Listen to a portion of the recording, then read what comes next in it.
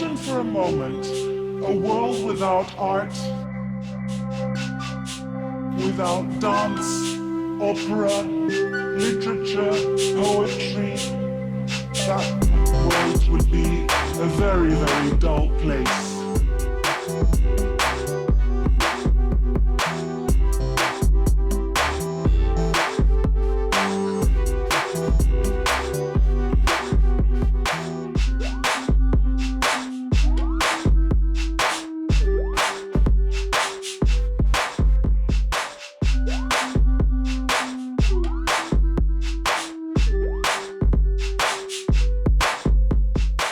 Today on the show, we have eminent Freemason, author, and host of the Whence Masonic podcast, one of the oldest Masonic podcasts on the internet, Robert Johnson. Robert, thanks for joining me on the show today. Wouldn't have missed it. I know we had a couple of scheduling conflicts in the past, but things happen, and happy we can make this happen.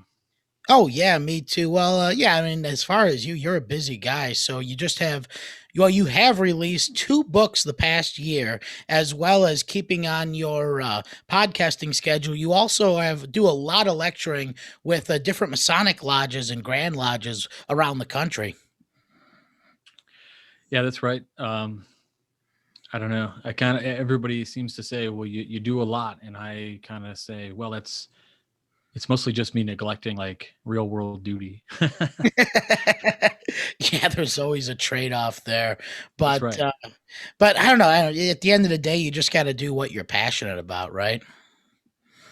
That's it. Everybody always says, do what you love. You never work a day in your life. But I mean, it's kind of hard to think about doing what you love today because you got to pay the bills. And usually the things that make people happy are creative and inspiring and talking and connecting. And there's not a lot of money to be made in that unless you're, entertaining or, it's just really difficult. I know there was a video that talked about motivation in employees. And it basically says that the number one motivator for people to do amazing work is autonomy and a chance to master a skill and the chance to actually love what you do. But none of that matters at all if they don't start with a working wage. So it's one of those things where our little passion projects on the side, that's what we love to do. And so we spend some time doing it. And sometimes other things take a little hit. Yeah, and I don't know. I've always said, at least for myself, it goes back to identity, right?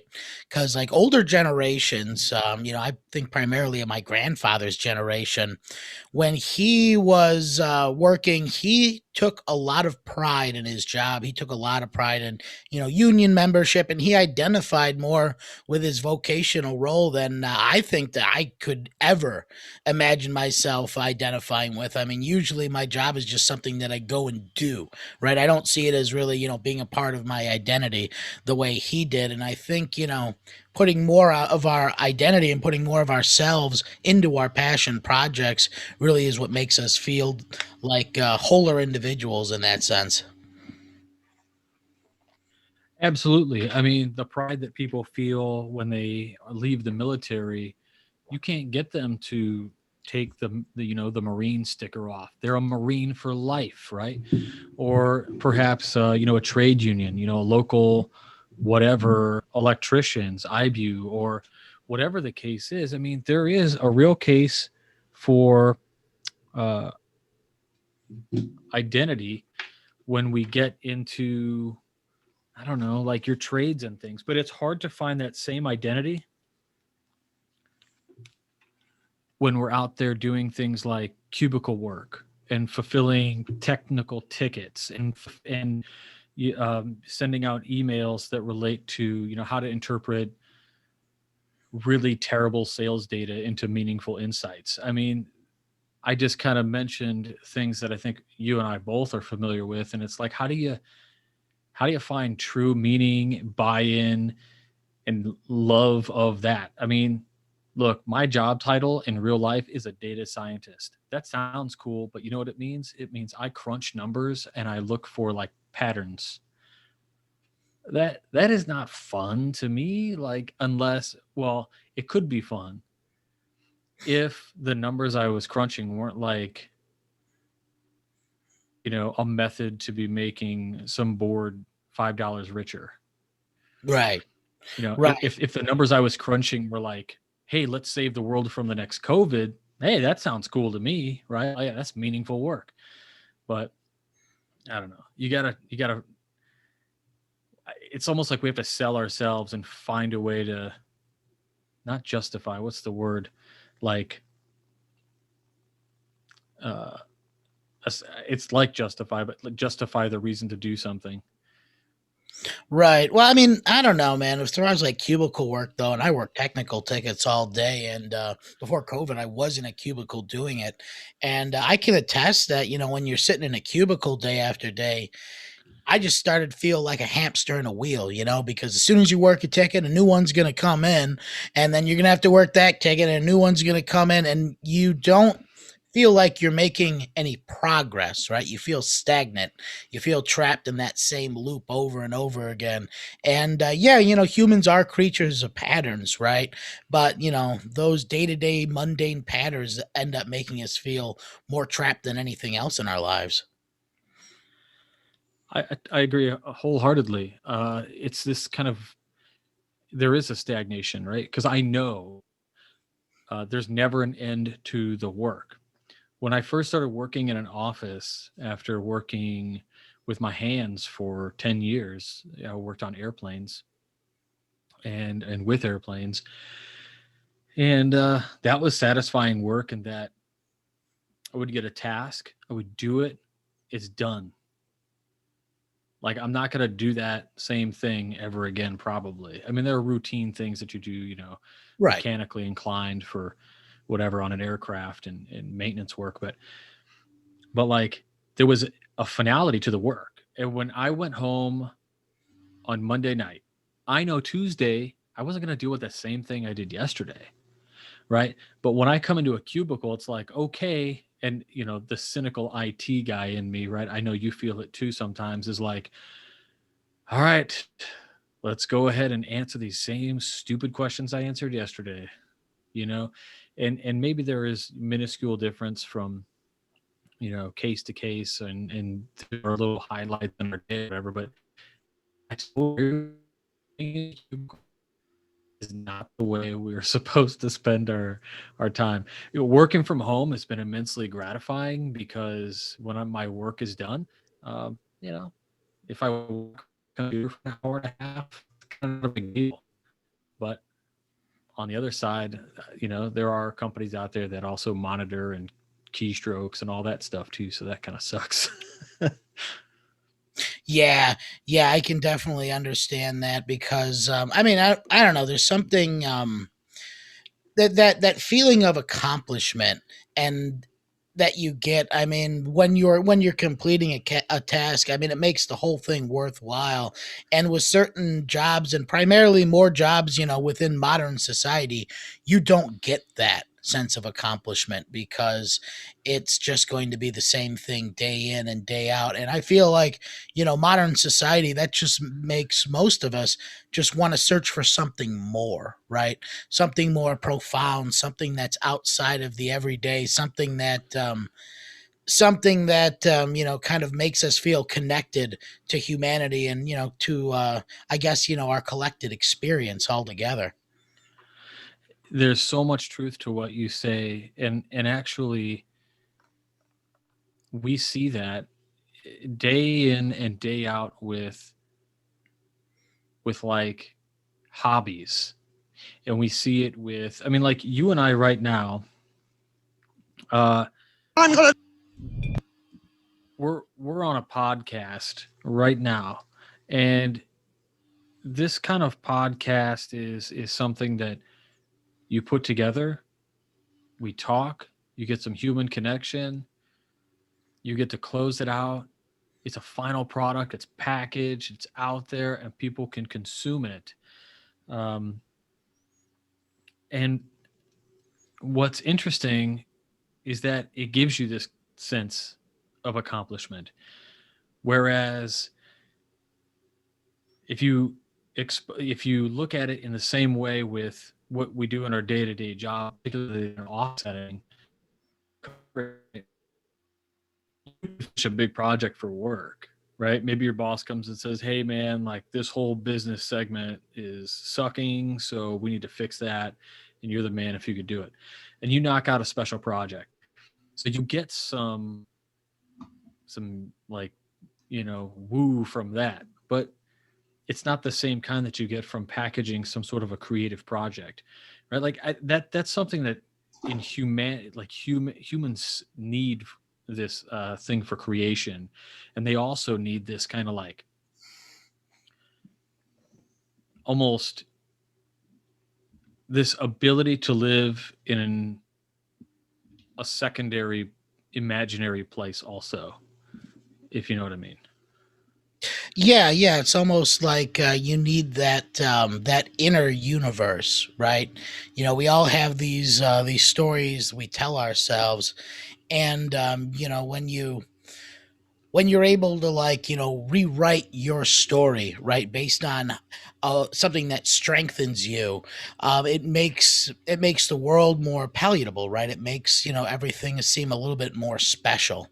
And I think that's what podcasting does in a lot of ways, because even though we're sharing a conversation right now and we're having this connection, there are people who will watch this, maybe a year down the line, 5 years down the line, and they can still have a connection with that connection that we had within this moment, right? So, similar to like a musician, right? Sharing a moment with a crowd as he's performing on stage, you're creating that connection, that emotional connection with the audience, similar to a podcast. They're creating that same kind of connection with the conversation that we're having.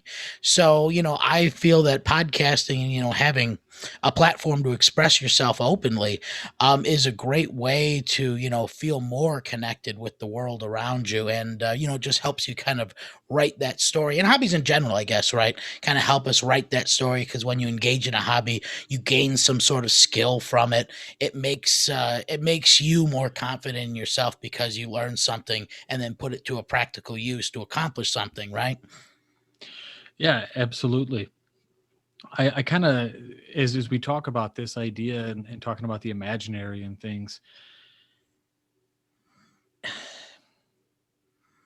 it's like we also do this other stuff, not unlike I'm hesitant to use Freemasonry as an example, because as a member of the craft, like I definitely see similarities in how somebody would dive into the work of Freemasonry and to become something in an organization that, I mean, it has a lot of pomp and circumstance, and people get to a point where they want to feel important.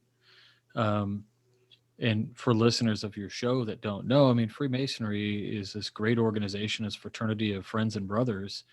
Um, but also there are like honors and things that a man, or if you're in female craft masonry, like a woman also, like what, it doesn't really matter, but uh, people can get obsessed with kind of this title and thing. And then there's these like two directions you can take. One direction is like this search for never ending honors and kind of Masonic idolatry.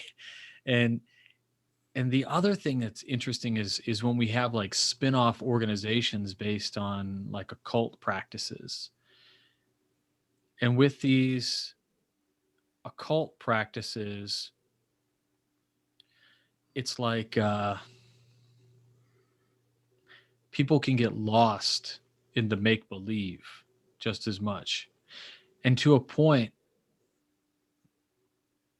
it gives them purpose. And then on another way, like I guess it could be completely detrimental. But I guess, like, I don't know.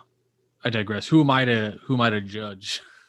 Well, I mean, I feel like, both those examples that you give, right, within Freemasonry, there being, that side that's, more about, how many medals you can earn, how many different degrees you can get, and that one that's, leads to that more, esoteric line of thinking, where, you are, I mean, I don't want to say bragging about your wokeness, but there's a lot of folks that get involved in the occult and in the esoteric community that they feel like they found enlightenment, and then they're bragging about it. But really, what they found is their own grandiosity. And in both those examples, I feel that that's the big struggle, is with the ego, or with that sense of grandiosity, right? Because no matter what path you choose in life, that struggle with the ego is always going to be there. It's a universal thing, and it'll creep into our lives in the most unexpected ways most of the time. Hmm. Yeah, I often think about some of the more, use the term grandiose, and when I hear this title of grandiose in Freemasonry and kind of like occult thinking, one name that always kind of pops up that I'm always thinking about is like C.W. Ledbetter. Uh, as an occultist, people praise Leadbeater, and really interesting and complex individual. A lot of controversy around the man himself and whatnot. And I've talked before about him in other places, but my opinion of the man is not very high. But what I do find interesting is he is kind of this product of early 20th century spiritualism, and a great book by George Tillett is he's one of his great works was this school project where he wrote a biography about Leadbeater, and he probably has the best excuse me biography of all time on Leadbeater.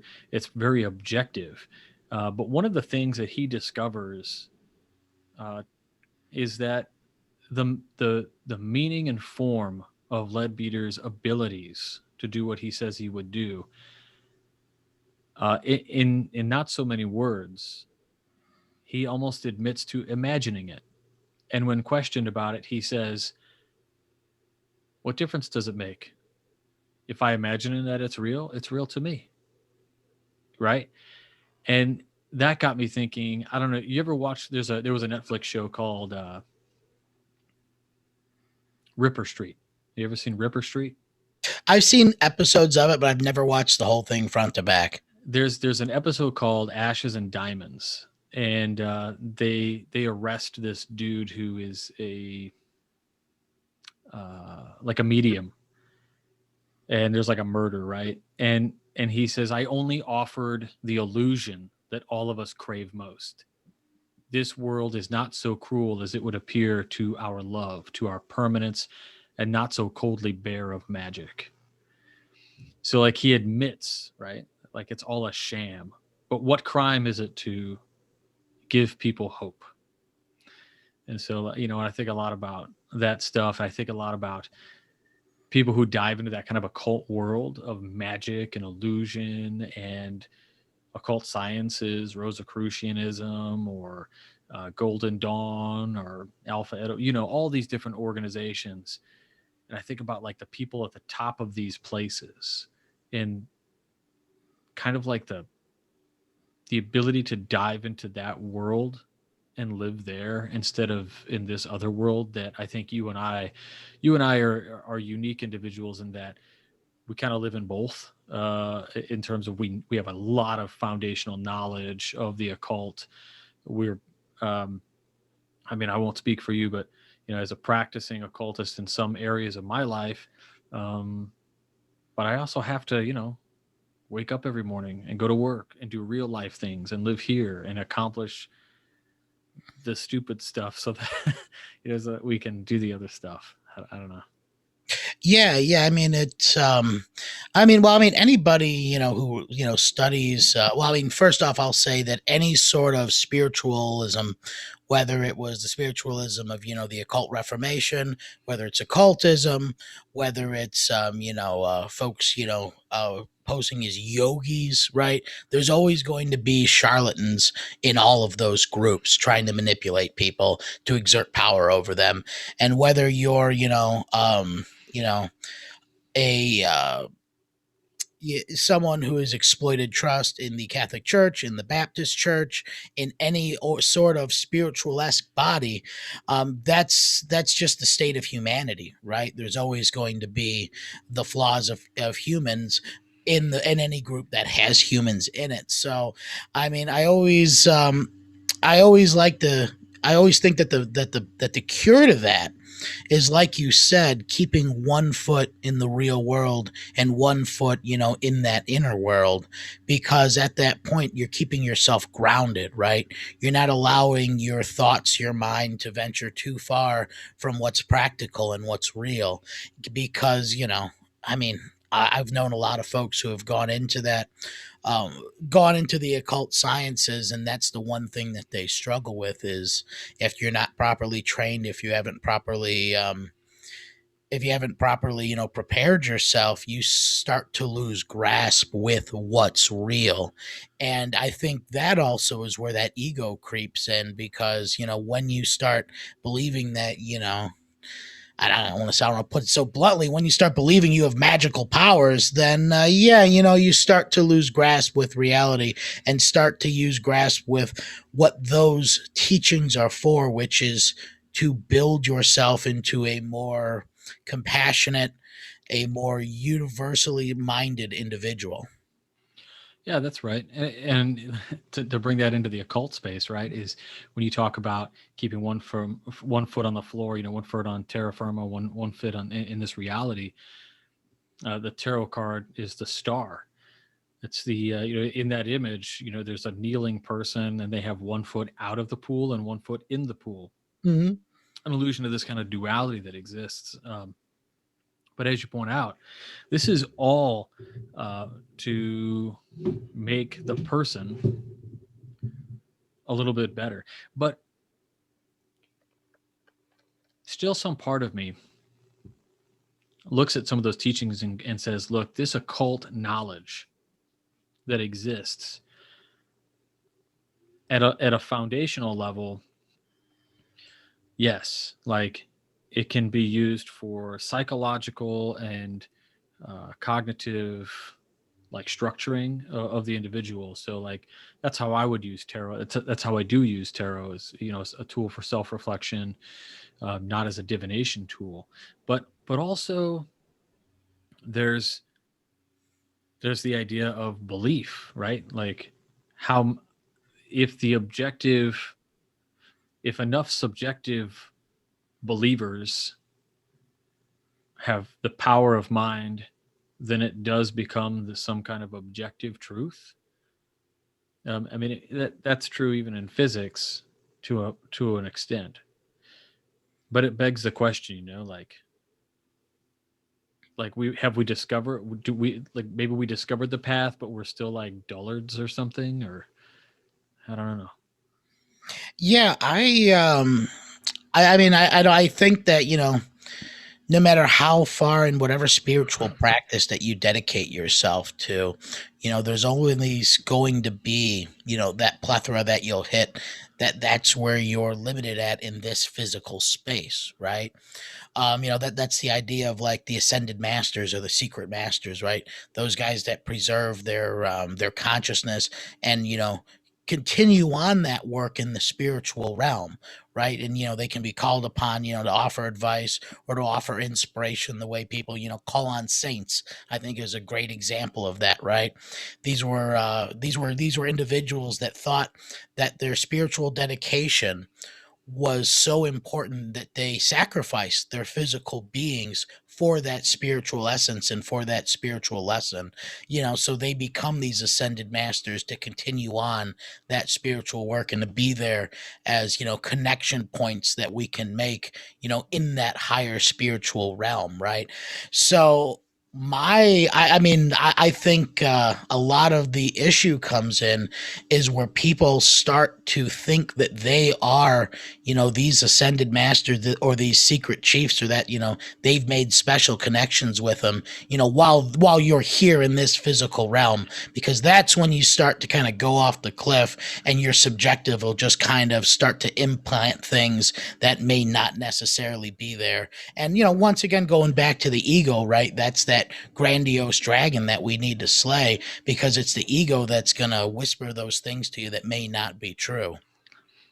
Yeah, I fully agree. And even people that I respect, in the occult world, from years of old, guys like, I mean, Manly Hall and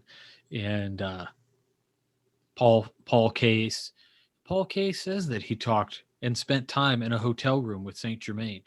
Like, what do you mean?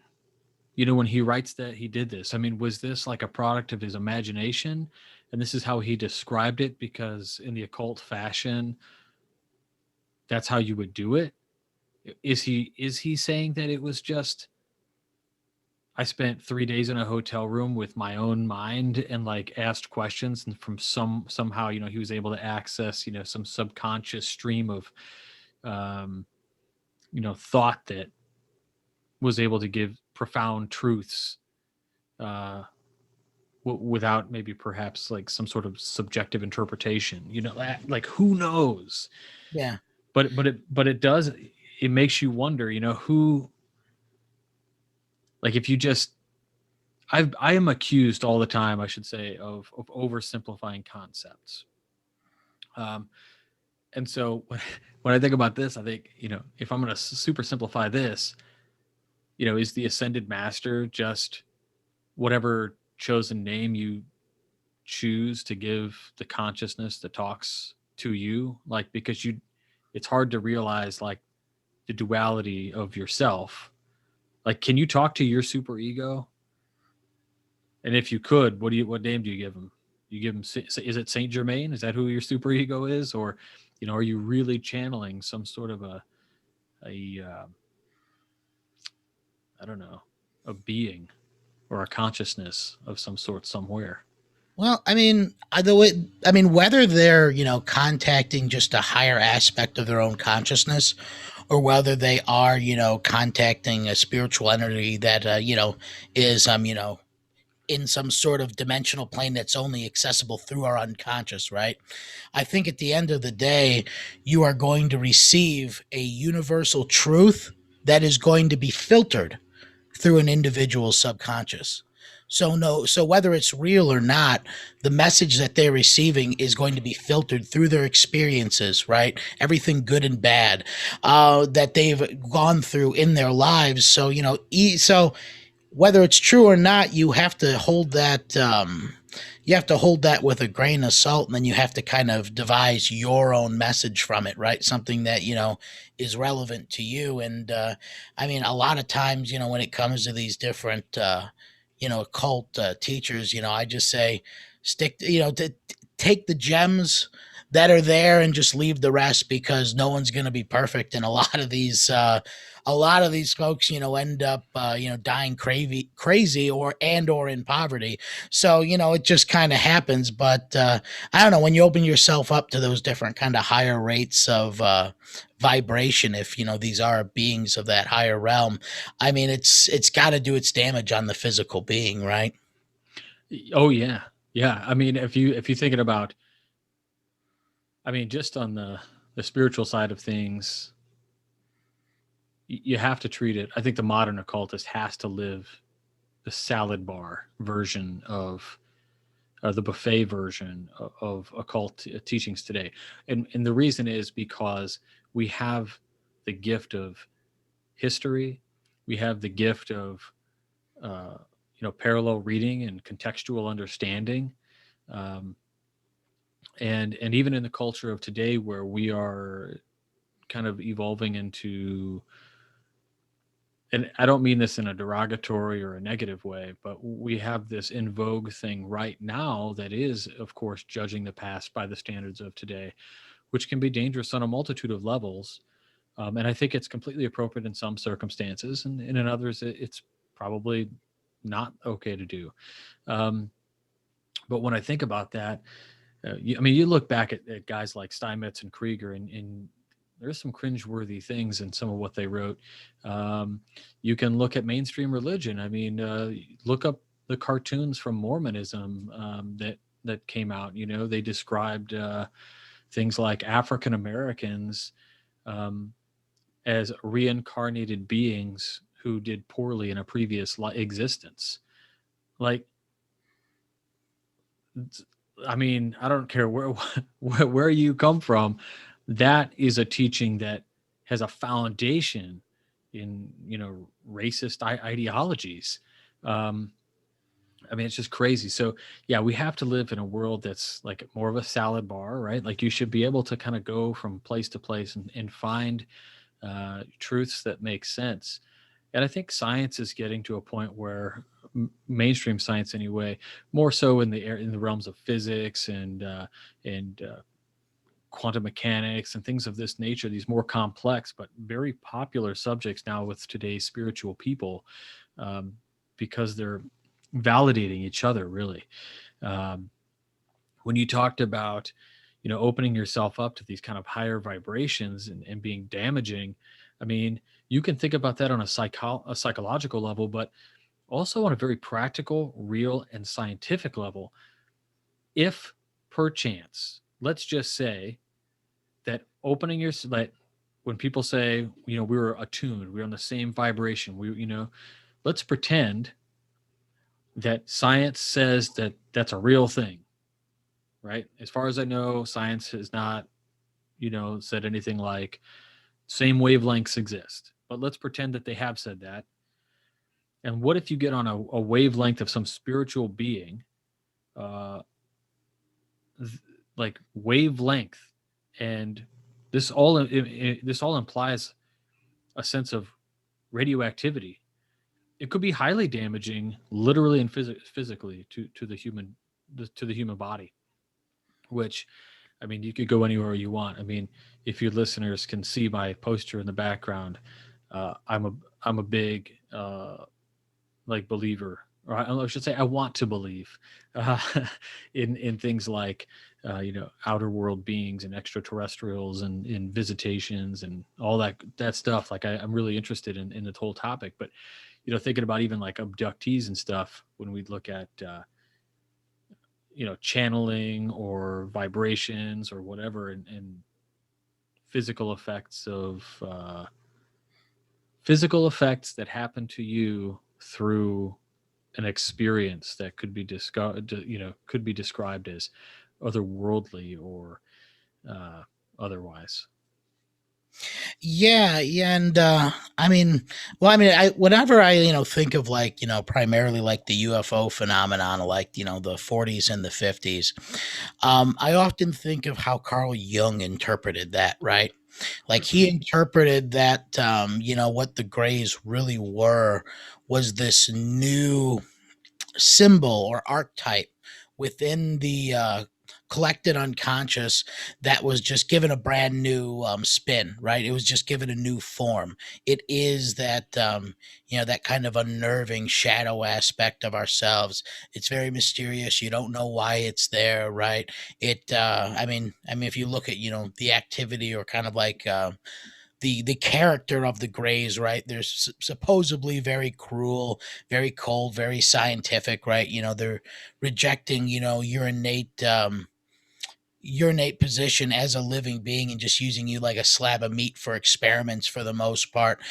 So he kind of looked at that as kind of like a re-envisioning of like a lot of these old monster shadow archetypes for a new sci-fi age, right?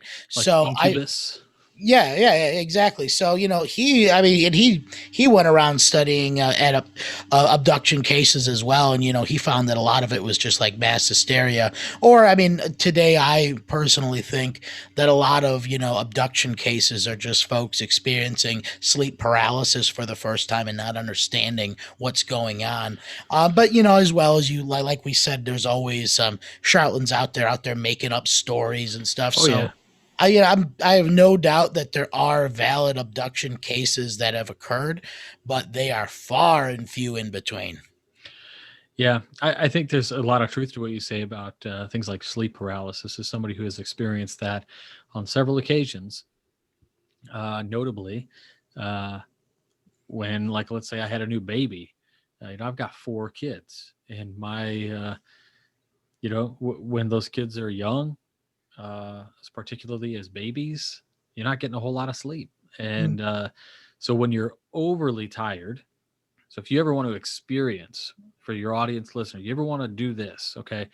Uh, Deprive yourself of sleep, or like be really tired, and then like overly tired, like really, really tired.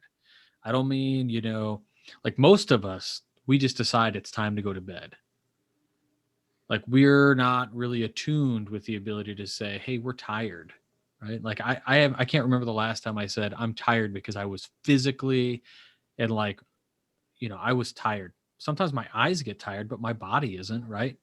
And so you just think, oh, I'll close my eyes. Well, next time you get a little bit really tired, wait, stay up. And then, like, I don't know, have a little bit of sugar, wash it down with some coffee so that you raise your sugar level. Then your coffee, right? The caffeine will keep you where that sugar was. It's not going to wake you up. It's not going to make you more tired. It's going to keep you where you were. So have a little coffee, try to stay up a little longer, and then lay down somewhere like on your floor where it's a little uncomfortable. Try to go to sleep. And a lot of times that's like a perfect recipe for sleep paralysis. You will fall asleep and you'll kind of wake up and not be able to move. And you'll be like, this is crazy. But then just realize like it's just sleep paralysis. It's not real. And you'll be okay. But some people really freak out. The first time it happened to me, my wife said I was like making this real like faint noise, And in my head, I'm screaming at the top of my lungs. I'm like, hey, shake me awake. I know what's going on, but she barely heard anything. Hmm.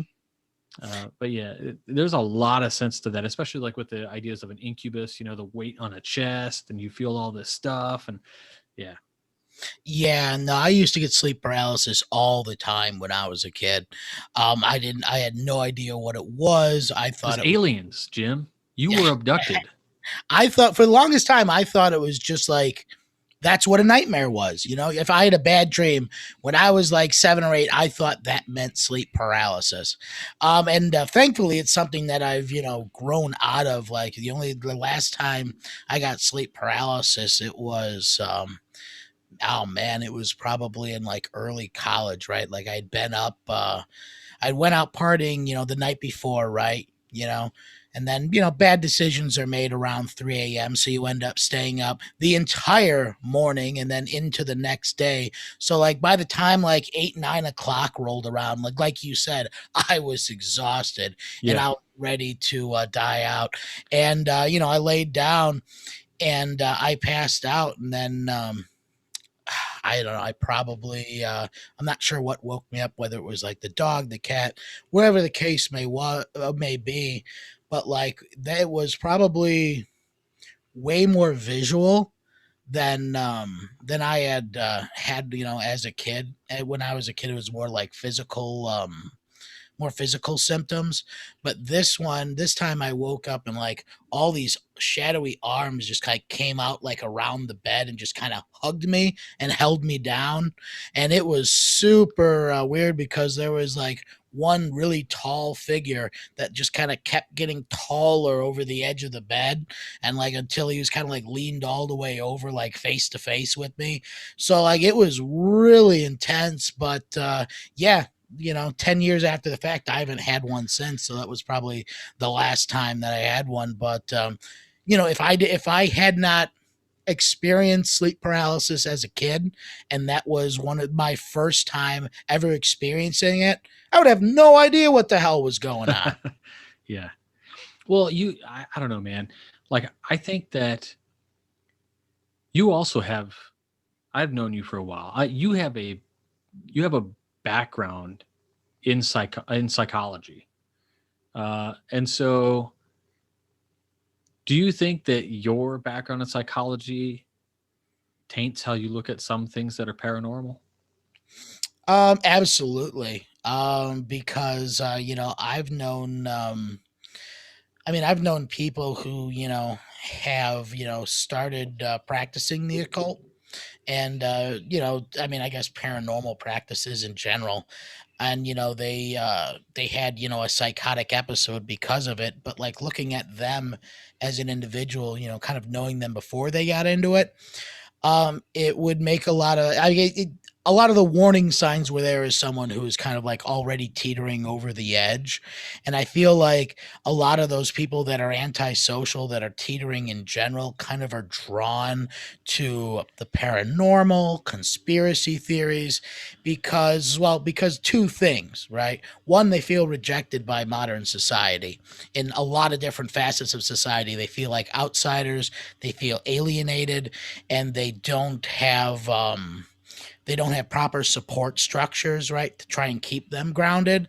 And two, when you discover a new conspiracy theory, or when you think you've had a paranormal experience, you start to feel like you're on the inside. You know something that the rest of those people don't know, and that makes you special. And when you're Take it someone, easy there, QAnon. yeah, that's what I'm saying. Like when you have that, when you're someone who feels like you're on the fringes of society and you've been alienated, you will kind of resonate with that stuff that makes you feel special because, like, we're going back to the ego, it gives you that little ego boost, and it makes you feel like, you may know something that other people don't, and that just makes you unique and special. And, that sort of thing. And this will be our segue back into Freemasonry. I feel like that's one of the main things that a lot of people join Freemasonry for. They saw some Nicolas Cage movie, and they feel that joining it is going to make them feel special and make them feel like they're joining this super secret organization. And it's got secret handshakes and it's got all these trappings, right? And when they get there, it's not giving them that ego boost that they thought it would. And in a lot of ways, they end up either falling out of it, or they end up looking for that ego boost and gaining these titles and medals, or going into the more esoteric side of things. Yeah, that's a totally fair assessment. I mean, I think most people who join, as you said, we saw this big boom with the publication of Dan Brown's works, the Da Vinci Code, and things, and then as those kind of move out of the way,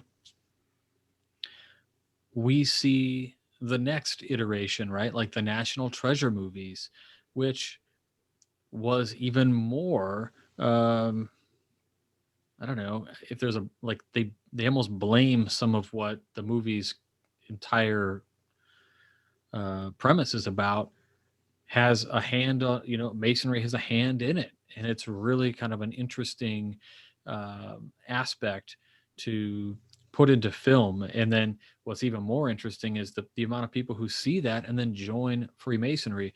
I have great friends who have achieved title and rank in this fraternity that are looked upon as titans, right? And when you ask them why they joined, they will tell you flat out National Treasure. And I think that was just crazy. Granted, some of the guys who did join because of things like National Treasure wasn't, they had enough sense to know that this wasn't because it was of, um, kind of the hidden weird secret stuff. It was the connection with the country, the United States, the great experiment, which is commendable. I think there's a lot of wonderful history of Freemasonry and its influence on the United States. But you know, to the people who joined because of the weird secret stuff, you know, I put weird in air quotes, but it's not weird to me.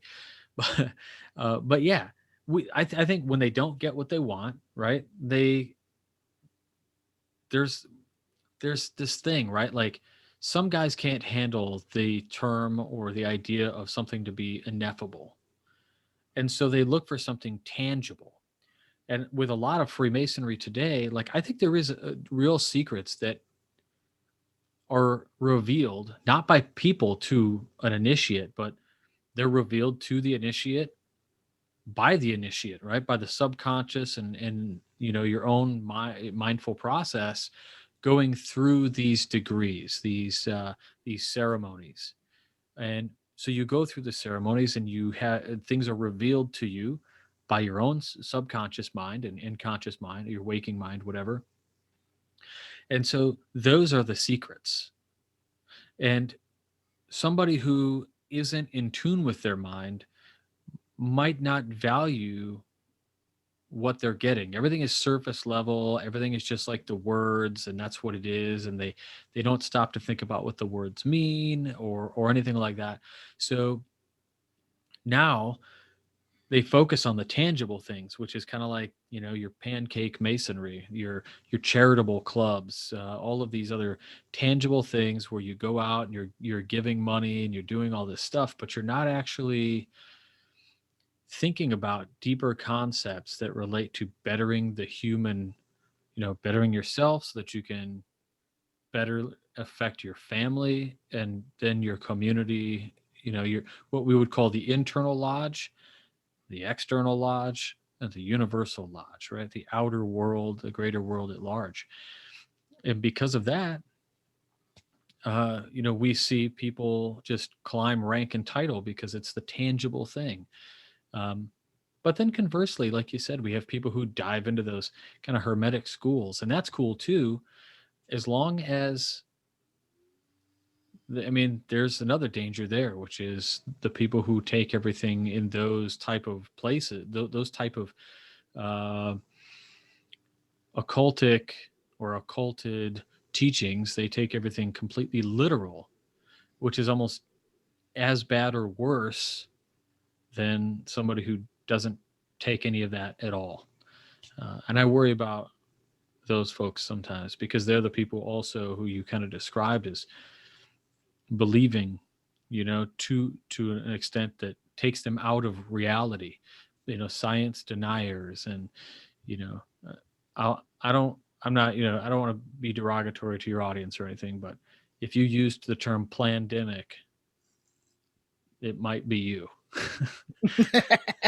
Yeah. Yeah. No, well, I mean, I don't know. I feel like there's a danger there with every spiritual system, whether it's the occult, whether it's Christianity, whenever you are trying to interpret spiritual teachings as literal truth, that kind of fundamentalism is dangerous and it always will be. Yep. And it's not only dangerous to society at large, as you know, you were saying with these, you know, large you know, QAnon and pandemic type conspiracy groups spreading misinformation. It's dangerous to yourself because it paints the world in this all or nothing, you know, black and white mode of thinking that inevitably, you know, kind of drives one more towards paranoia and towards, you know, mistrust of his neighbor in general. And I feel that that's the exact opposite of what those spiritual teachings are trying to portray as truth. Yeah, that's exactly the issue is, you know, one thing that I think is interesting is many, I'll use the Western religion of Christianity for a moment. Uh, Many Christian theologists, theologians, people who just study the Bible will use this kind of saying all the time. They'll say, you know, Jesus taught in allegories, and they understand that concept, and that's great. Whether they know what that means or not is another thing. I mean, many of them do. I'm not saying they don't, but as one of the top 3 religions of the world, it is recognized that the savior of that religion spoke in an allegorical sense. Doesn't it make sense also that similar archetypal characters and religious saviors the world over would also teach in that same allegorical sense or allegorical way? And so we look at things like the Bhagavad Gita, um, are probably my favorite holy book. And when I read that, it's widely apparent that it's allegorical. And forever, uh, the Hindu faith has been open about looking at it and interpreting it in both ways, as allegorical and literal. And we've seen how that shapes, caste systems and whatnot. But also it has this real esoteric meaning of, internal struggle and whatnot. And so when we think about that by itself, the universal aspect of allegorical teachings by an enlightened being, or an archetype of, savior of humanity, uh, it just is surprising to me that so many will take those things so literally, which is dangerous. Yeah. Well, I mean, like you were saying, when someone seeks the ineffable, they're the only way that they can. I mean, they're going to get to that point that the only way that they can begin to interpret it is through something tangible, right? And when you have people, seeking out that, I mean, the ineffable is beyond comprehension, right? We wouldn't even begin to, our brains wouldn't even begin to perceive or describe something that is ineffable, right? Something that is beyond comprehension. But when you start to just dilute it into tangible things, right? Into tangible teachings, into tangible stories, when you try and turn mythology into history, because it just makes sense that this. I don't want to call the Bible a cinematic universe, but the cinematic universe, is literal truth. Then you got to start, drawing the line there, because there's a lot of archaeological evidence that a lot of these stories never happened, right? But that doesn't devalue them in their Correct. lessons and in their truth.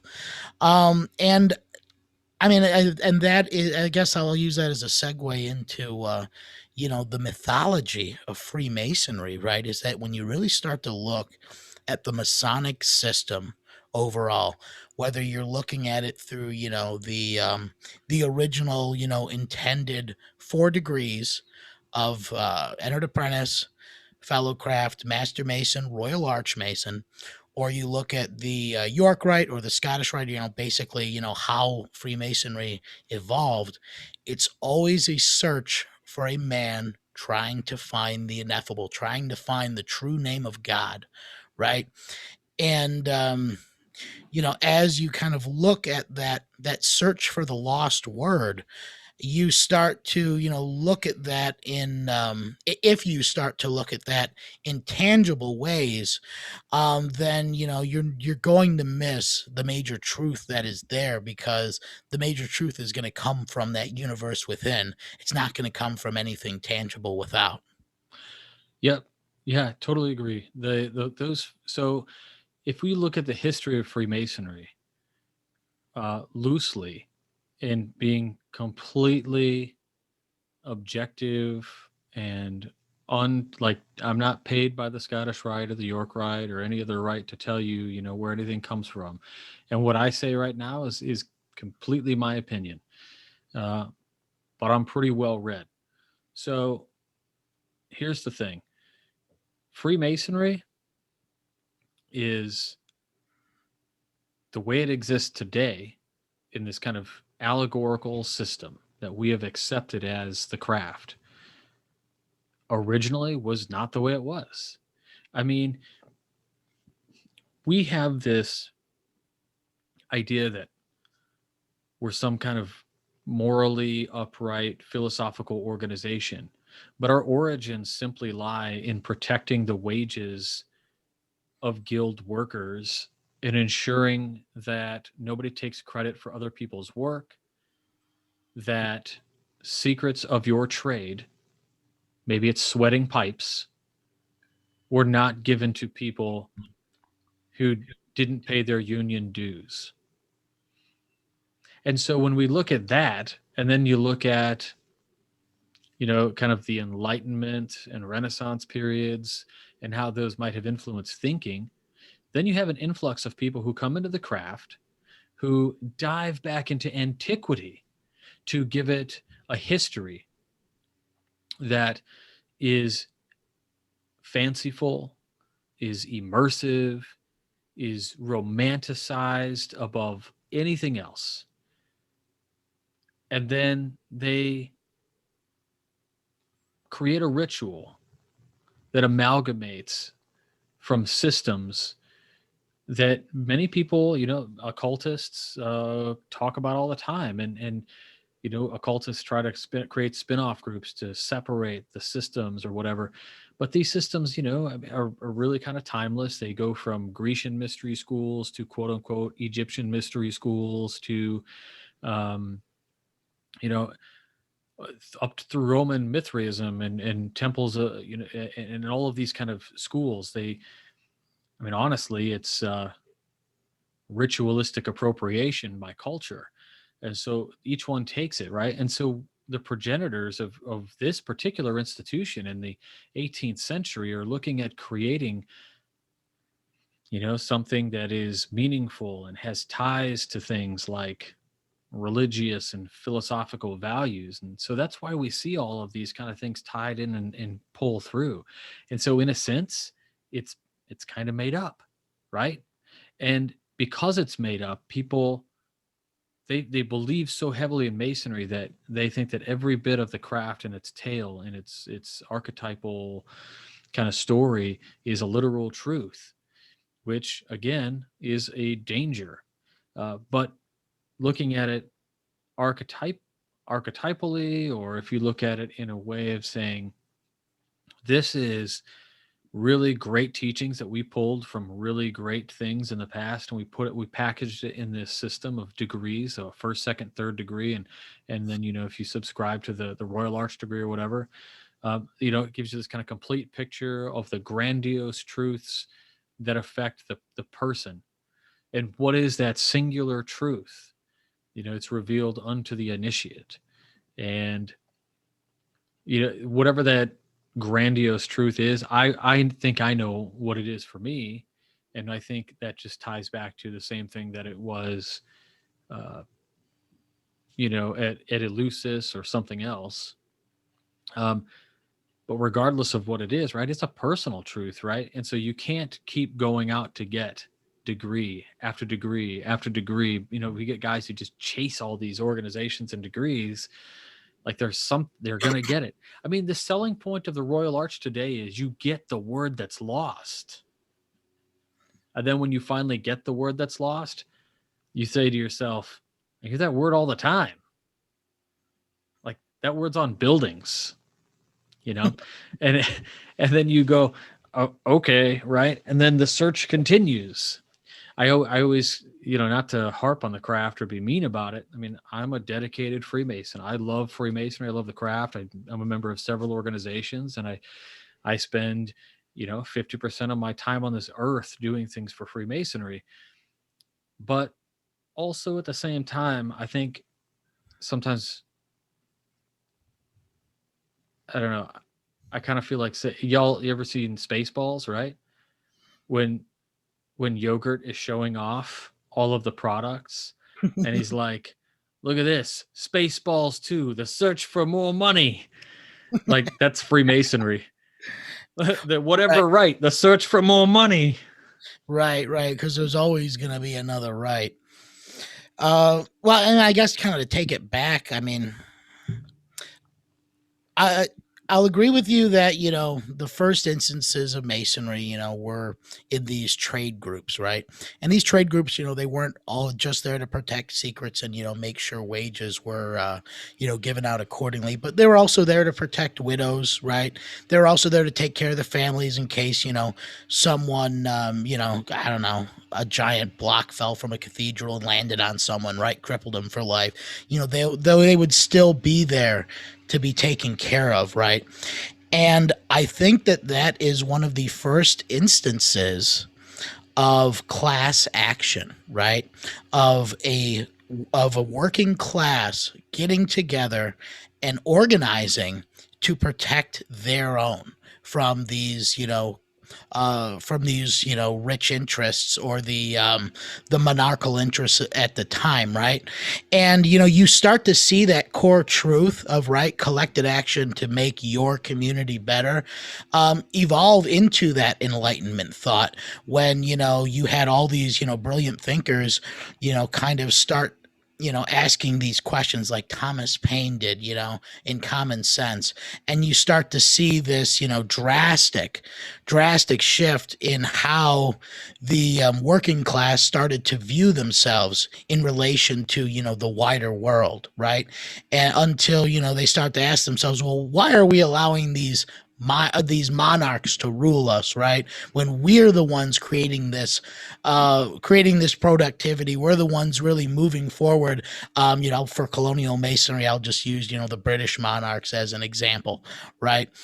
So even to the point that a lot of these colonial leaders were Freemasons in that way, and a lot of times it's that separation of I guess private power and private work from these governmental system or monarchical systems. You know what I mean? I'm just laughing because you mentioned Thomas Paine, who I friggin' love.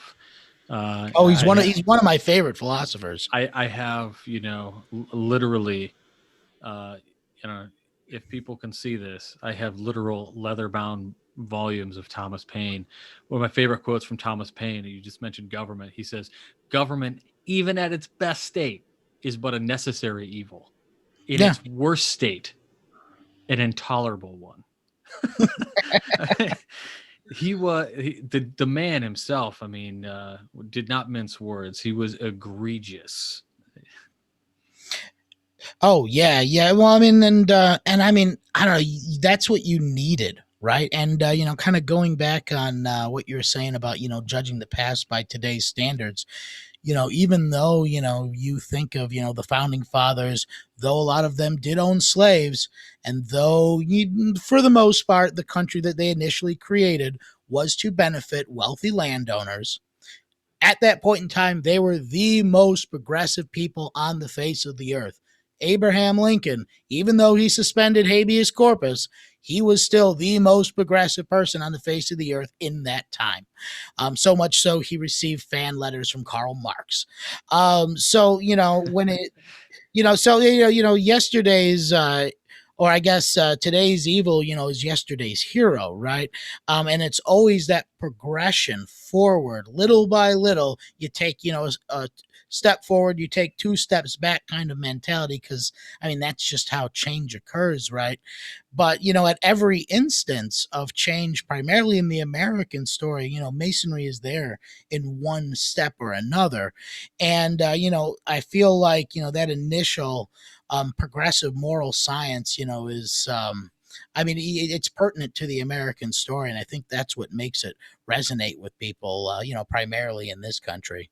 Yeah, I mean, arguably, our founding documents are exactly Masonic tenets. We see the influence that the Masonic fraternity has on all of those documents.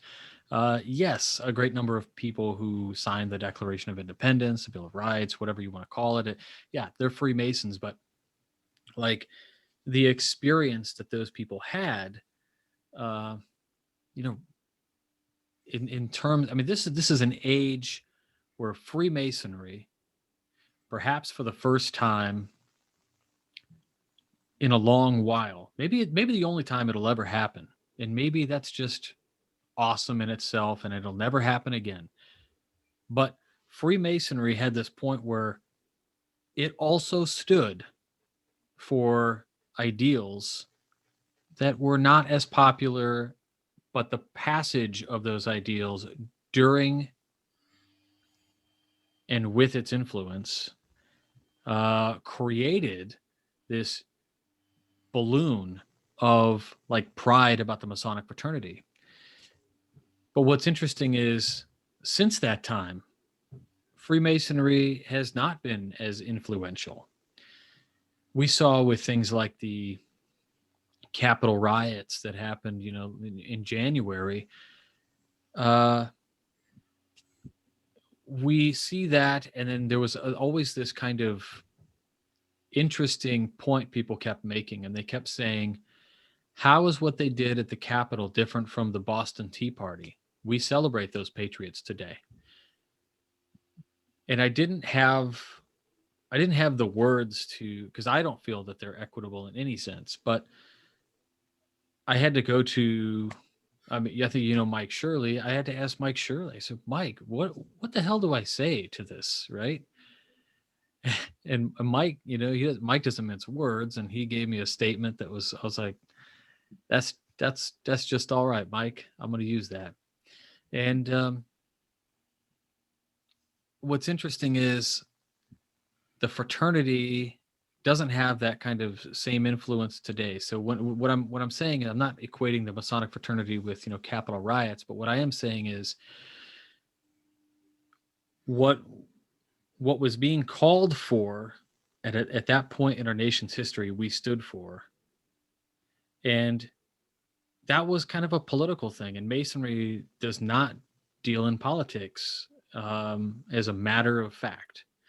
And so, in my opinion, like any awesome progress that Masonry, not progress, any great influence that Masonry had in the past in terms of creating a better life for people by way of physical action is gone. We will not see it again because in my opinion, we've neutered our ability to do that. We do still see, like, for instance, in France, where you have Masonic organizations that exist. There's two Grand Lodges in France. One is recognized, meaning it's been legitimized by other lodges and Grand Lodges in the United States and lodges around the world. But the other one also admits women and admits people who don't have the specific belief in a deity. And so they've been called clandestine. But some of the things that organization still does is looks out for things within their community. They do get political. And am I envious of that? I'm a little bit envious in that, not that I want to get political, but I think I should be able to go to my lodge and say, hey, the local plumbers union, they're getting trampled by so-and-so. I think we should stand up and march with those guys.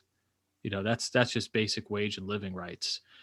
Like, I think that's a good idea, but Freemasonry at large does not think that's a good idea.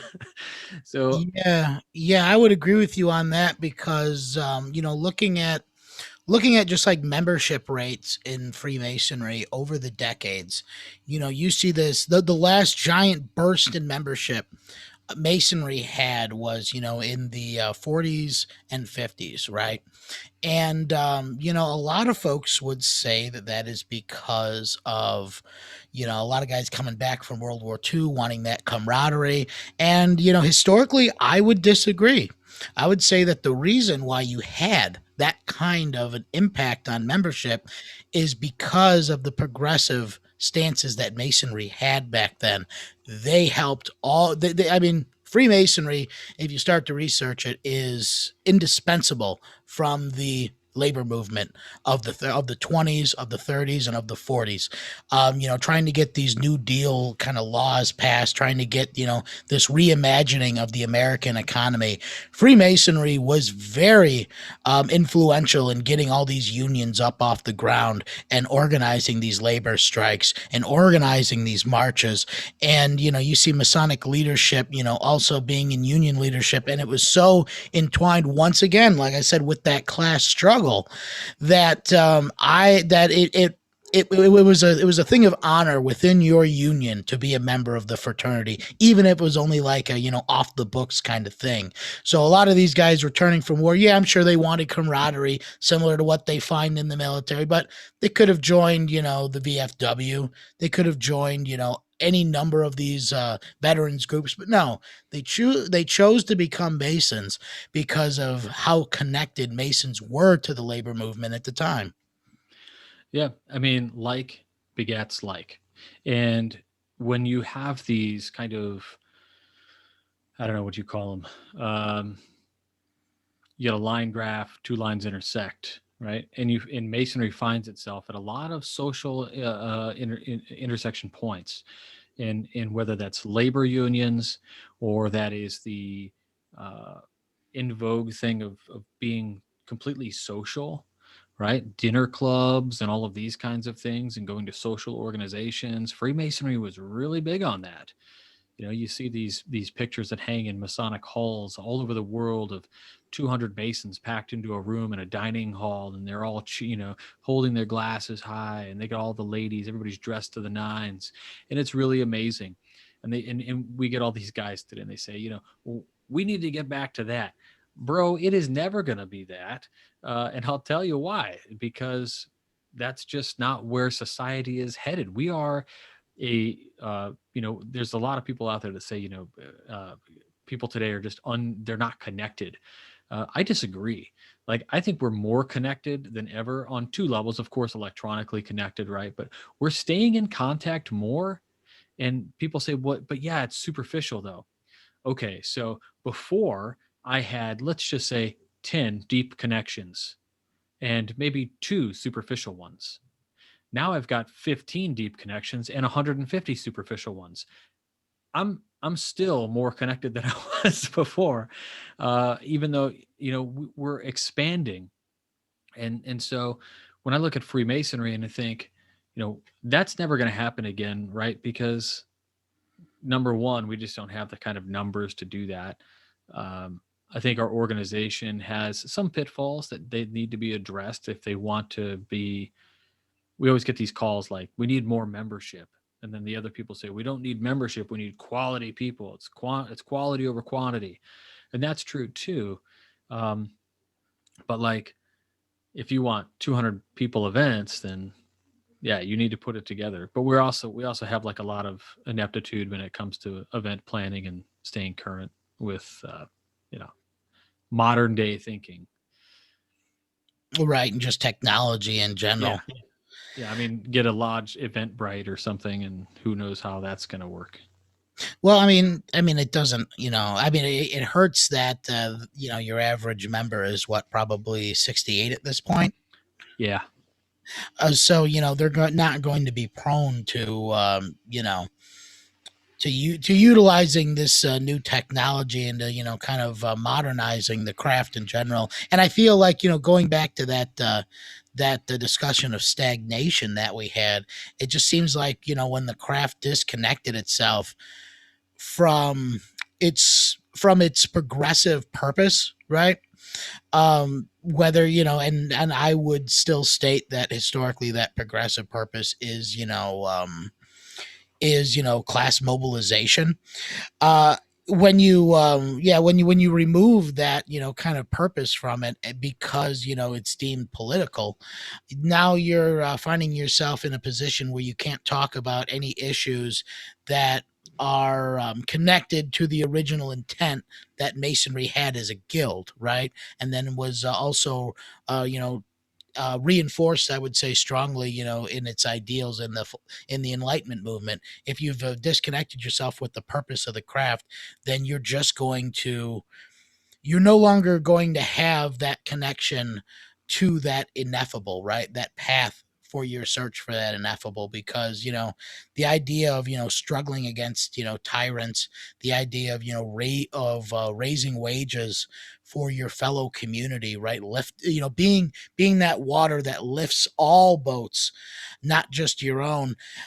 It only leaves you with those tangible things, and that's why you see just a focus on either getting guys just to take their degrees so they can pay dues, and just have an extra pair of hands for the pancake breakfast the following month, or whatever the case may be. Yep, absolutely. Think about the founding of the country. I mean, what we're seeing at the foundation of the country is a group of people who got tired of seeing poverty. They got tired of seeing, atrocities against the people and inequities between people. The One of the famous things that happened during the American Revolution is deals with Sam Adams. Sam Adams brought together a lot of people. He was the glue that held some things together within the American Revolution. Of course, he wasn't the top dog or anything, but reality, kind of I think he's like a little over 40. He's overweight and kind of a drunk. But nonetheless, he's involved with something called the Boston Caucus. Boston Caucus is okay. So think about the word caucus itself, meaning kind of a group of people meeting together to form a political movement, or who agree on common position. And that position for the Boston Caucus, anyway, under the leadership of Sam Adams. Okay, he's intent on protecting the rights of Boston's lower and middle classes, as well as protecting social programs, social programs that also benefit those same classes. So what we're seeing here is a form of social welfare that he's upholding in his day-to-day life. That what you're talking about, the water that raises all boats. And so Freemasonry today can't do that. I mean, with that influx you talked about, 40s and 50s, and some of the stuff that happened in the 20s, made Freemasonry really popular, because it did still stand for that stuff. Will those ideas that Freemasonry stands up to, or stands for, and the things that it's supposed to stand up to, like intolerance, injustice, inequity, preserving the ideas of life, liberty, and the pursuit of happiness, it's supposed to stand for those things. Those are inalienable rights that don't belong to they don't belong to nationalism at all. Those are human rights. And Freemasonry has largely made a case of standing up for those things.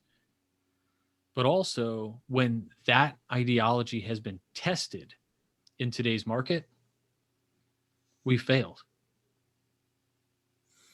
Yeah, it's I mean, well, I feel like even human rights, and primarily in this political climate, I mean, granted, things have cooled down a little bit over the last few months, but given the political climate, even human rights have been politicized to the point that you are able to turn a blind eye to abuses of children being put in cages. You're able to turn a blind eye to people getting forced hysterectomies, right? Like things that are documented that happened by our government, and we are not allowed to have an opinion of it, and you're not really allowed to discuss those things because of how divisive they are. That's and right. and yeah. Go ahead. I'm sure I was you just saying, like, let a politician say the word Freemasonry, and we won't be able to practice it anymore. That is the stance of a lot of Masonic lodges around the country. Some Grand Lodges, even. I mean, of course, I'm being overly.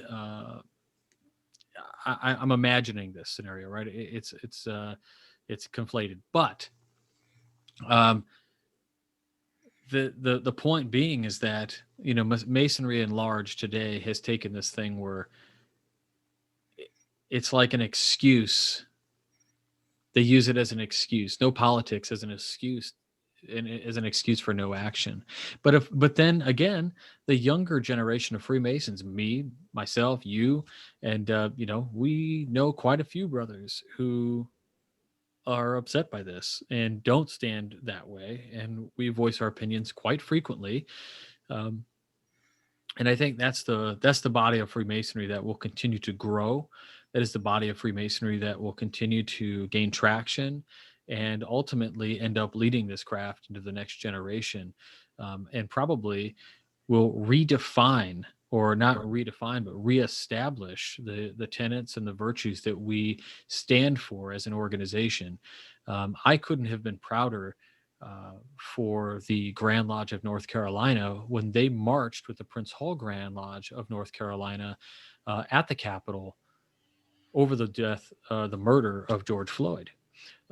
I was like, that to me was doing what we're supposed to do, but it was considered political by many, and they denounced it. Masonry shouldn't have a stance on that because it's political. Oh, what part of human injustice and inequity is political? Well, all of it apparently, because we raise money for organizations that are supposed to fund these things. So because a politician has an opinion on it, it is political, and ipso facto, we're not allowed to talk about it. That's messed up.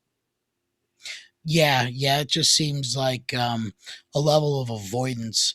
And yeah, I mean, I don't want to place it on the generation, right, in charge of a lot of these groups right now, Congress included. But I feel like that avoidance is the reason that we are in this situation. And I'm just going to go off on a political rant here, is that both parties over the course of 40 years have used social issues as a wedge between their partisans, to make it that these economic issues are either not discussed or are so drowned out by these social issues that they're just never addressed, right? I mean, you look at the recent stimulus package, right? Just because one or two senators said no, we're not going to have this, they scrapped so much of it that would have gone to relieve the suffering of American citizens. And that avoidance is the issue. That avoidance is the reason why we can't have a practical discussion and compromise on ways to sustain the middle class, because everyone's screaming about social issues. Everyone's screaming about now even conspiracy theories. I mean, it's the entire political process through avoidance has just I mean, it's just declined to the point that nothing can be accomplished. Yeah, I mean, the conspiracy. I love a good conspiracy theory. I find them amazing and entertaining and scary, and sometimes they turn out to be true. And but I agree. The the issue I, the issue of a two-party system that continually works against each other while holding hands in some respects, and only backing certain things that are exactly the same based on who has put them on the table. Give me a break. Yeah. Work for the American people for once. I shouldn't say for once. I mean, there is a ton of good that's being done, but I mean, I just wish there was better I mean, I wish it was better bipartisan everything, and we stopped stepping on things just because of the word Republican or Democrat. I mean, good God, people are dying. Yeah. Yeah. There it needs to come to a time that when human rights trumps partisanship. No pun intended there. But I will. I know, just to kind of go back. You said that this was the only time that Masonry, kind of went through this, and I'm gonna have to disagree with you there, because historically, I believe right after the Morgan affair, right after the formation of the anti-Masonic party, Masonry. I mean, even through the Civil War and parts of Reconstruction, Masonry was completely disconnected from that purpose, because they were shooed from all political life, and all political discussion in that regard. And when you look at, like, Masonry in like the 1880s to like the early, 1920s, that's when you kind of had that romanticism that you were talking about come in, right? Where these guys came in and they started making up these elaborate degree systems, from all these different degrees that were just kind of being traveled around by these. I mean, they're almost like degree salesmen. You'd get a guy come across your lodge that claims that he could make you a royal master or whatever the case may be.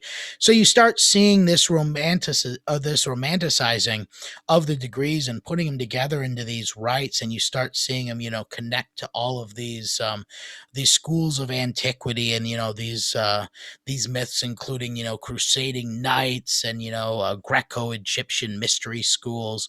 And I feel like it's that romanticization and the refocusing of the craft on these kind of more esoteric ideals that really grounded the craft overall, and kind of helped them rediscover that progressive purpose. Yeah. Uh, I was when you said you disagreed, I just wanted to lean in and say wrong. No, you are right there. That is great insight.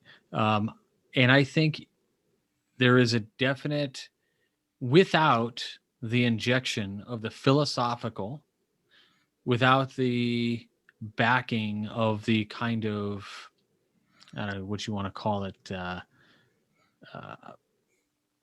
early or late or early 20th century, late 19th century focus on the occult, without the focus on, without the injection of the people interested in those things into this fraternity, who later uh, spun off countless organizations. I mean, the probably the two biggest organizations to spin around Freemasonry and from Freemasonry are really the ideas of the Rosicrucian schools. Really and probably, as much as I don't know, I have a real weird relationship mentally with theosophy, but theosophy in general has done an insane number on what is considered occult and New Age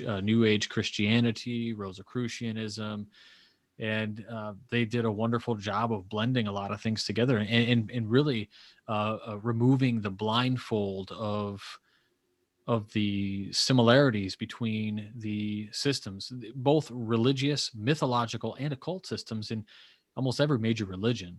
Um, and so they definitely, that injection, that refocusing, definitely grounded the fraternities for sure. Uh, and I still think that it is kind of interesting, because people at these administrative levels of Grand Lodges, you generally don't think that they have any kind of clue to a lot of this stuff, because they don't talk about it, and they don't. You would think that like the CEO of a company who loves tarot might then say something about tarot every once in a while, or offer tarot to his constituents. Um, but no, they just say, they keep it administrative and charitable and tangible. I mean, there's a brother that I know who worked for a Grand Lodge and is a very esoteric individual, and he was like kind of the night cleaner for the Grand Lodge. And one night, while cleaning a Grand Secretary's office, all right, on the Grand Secretary's desk, and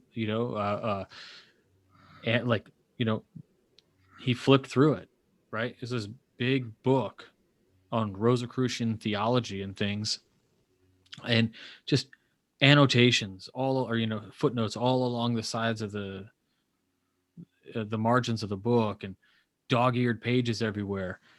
And that's when this particular individual said, I guess they just don't talk about it. It is weird, right? But the grounding, the foundation of all that is definitely there, and has kept this fraternity healthy in a way. Yeah. Well, and I think that's going to be the important the importance of this next uh, progression of masonry, right? Is that it's going to need that time to get more philosophical, to ground itself and reframe itself on those philosophical tenets. And it's, I feel that, and it may be a 50-year process, right? Similar to the way it was, from, the 1880s to like the 1930s, of this, regrounding in philosophical ideals, but that will energize and refocus the craft, back to those progressive causes, right? Of, being there to stand up for human rights, being there as a deterrent for human suffering, right? In any way, shape, or form, whether it's economical, whether it's political. Because, I mean, you look at the history of Freemasonry across, its entire span of history, and every time there is an injustice, there's always a Mason there, whether he's there or not, standing up against it. Whether it was, the brethren, Nazi Germany working behind the scenes, making or trying to, get people out through the Underground Railroad, similar to in the South as well during Reconstruction. A lot of lodges were participated in the Underground Railroad. You always see that there the more you look into it. And I feel that that philosophical reframe is necessary part of the process into getting that action, because you have to have an ideal, and you have to have those thoughts that come from reflecting on that ideal, and those thoughts are inevitably what turn into action. And I guess I'll use that as a segue, because trying to help with that progressive or that progression back into the philosophical, you have a new book out, and that is The Master's Word, correct? Yeah, that is absolutely correct. Yeah, the Master's Word, a short treatise on the Word, the Light, and the Self. So that book, and I know you've been working on this concept for, God, about 10 years. I remember, I think it was our trip down to St. Louis that, you started, kind of talking about your ideas about the lost word, and the importance of that, search for the ineffable. So give us a little background on this current project. Yeah, so the project is, of course, as you talked about, kind of this idea of looking for the word in some kind of tangible way. And I when I talk about this in some organizations, lodges, or wherever, um, I kind of half joke about it. But the joke is, like, maybe I was one of those people that the search for the Master's Word, to find it, like, it could somehow do something for me. Like abracadabra, boom, I get something.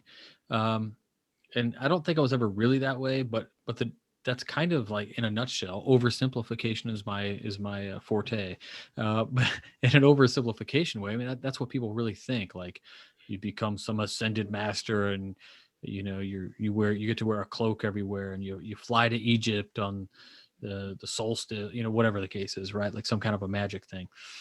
And so my research about the word is, like, what actually is it? Is it a concept? Um, is it a mix of concepts? And I had received, like, a resolution, like a high resolution image from an occultist who lived in Brazil. And this thing, I just call it the map. So, the human body, kind of the human body laid over Solomon's temple. Sorry about my dogs. Solomon's temple, the idea of Camelot, thinking about, oh, Camelot is kind of this etheric place. Solomon's temple was a physical place. Oh, is there a duality that's going on here? What is this all trying to tell you about everything that goes on? And really, it's kind of like a map of the occult. And So in my studies and going back and forth on this topic and reading all these books, Steinmetz and Krieger, and reading what Manly Hall says, and reading every Masonic, literally every Masonic book that talks about, the word, uh, I've probably read 20% of them.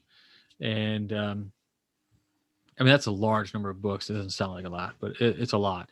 And one that I came across was called The Master's Word, a short treatise on the word, the light, and the self.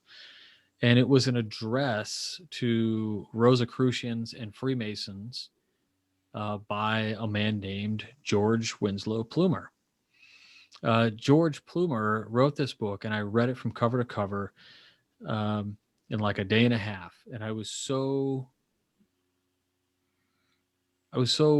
really kind of in love with the book because it was written in 1913, and at this point, the book that was my favorite that kind of dealt with this real close version of what could be considered, uh,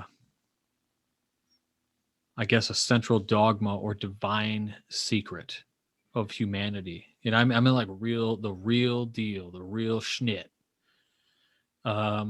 Is what was a book by Milton A. Pottinger, The Symbolism, a Treatise on the Soul of Things. It's got this really long title, but that's the short version. And I had picked up that book and I read it and I loved it. And I thought, this is it. And then I read, I guess you could call it a more concise book. And that was this Master's Word. It came in at like 100 pages. It's a small little book. And original copies were going on eBay for like $500 or something stupid. But we were able to get a facsimile reprint. And the facsimile reprints are fine, right? Like the print quality's meh. They're not searchable. They're not usually on Kindle.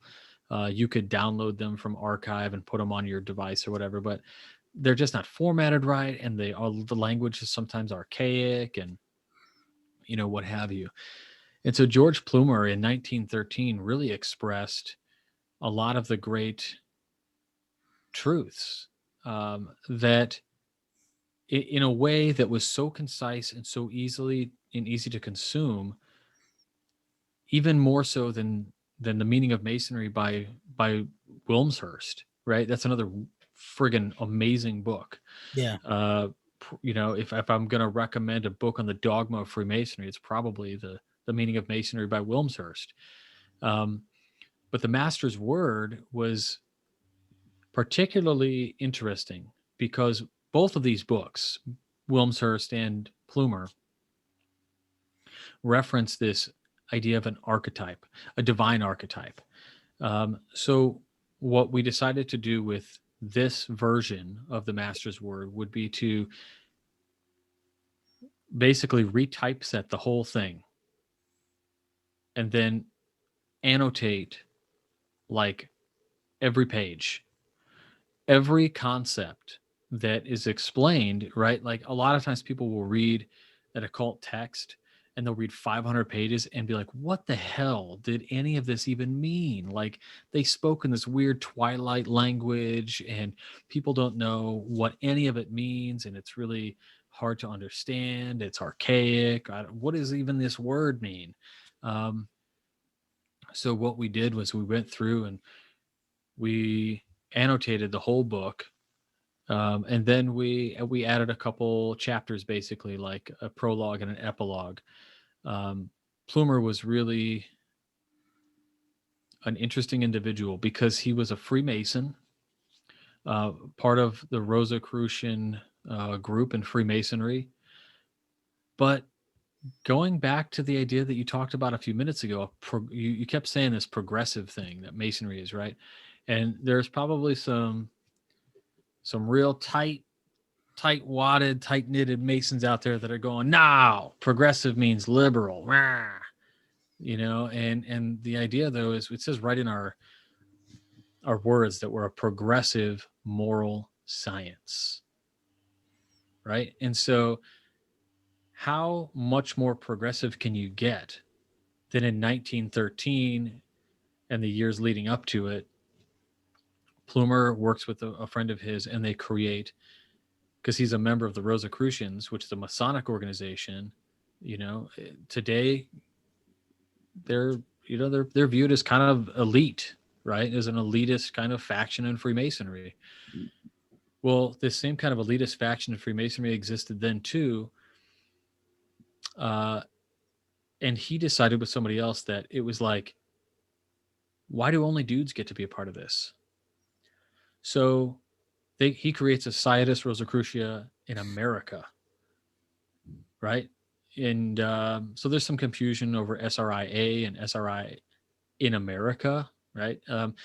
But essentially, he creates a Rosicrucian spinoff group that has men and women in it. And what's interesting about the work is that he does a phenomenal job of tying things together in kind of this archetypal way, where he explains like the first iteration of like perhaps the great teachers of the ages. And when he does this, it's like Krishna, Ahura Mazda, the Buddha, the Christ, right? And so with those teachers, he kind of alludes to this fact that it's a new age kind of concept also, that the inner Christ, right? That all people have the ability to attune to the inner Christ and this kind of thing. And I guess in some respects it might be somewhat blasphemous, right? Because you're taking away the divinity of the Jesus of Nazareth.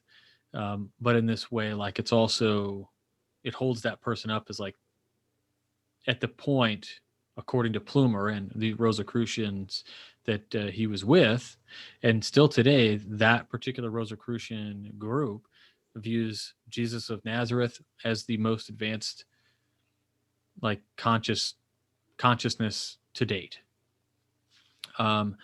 based on how they feel in their religious fundamentalism. And I use fundamentalism not as a negative. I should say that. And so we decided we just had to do this. We had to re-release this book and get it out there because it's a much needed text. The facsimiles don't do it any kind of justice. And in order to re-release it and give it meaning, we did want to add additional context and chapters to it. But yeah, it is interesting. Plumer himself was an individual that was controversial at times. Yeah, Plumer is interesting because the first book I came across by him was his book. I want to say it was just called Esoteric Masonry, where it kind of just like breaks down just like all the general esoteric traditions that are found in the craft, right? And kind of why they're there.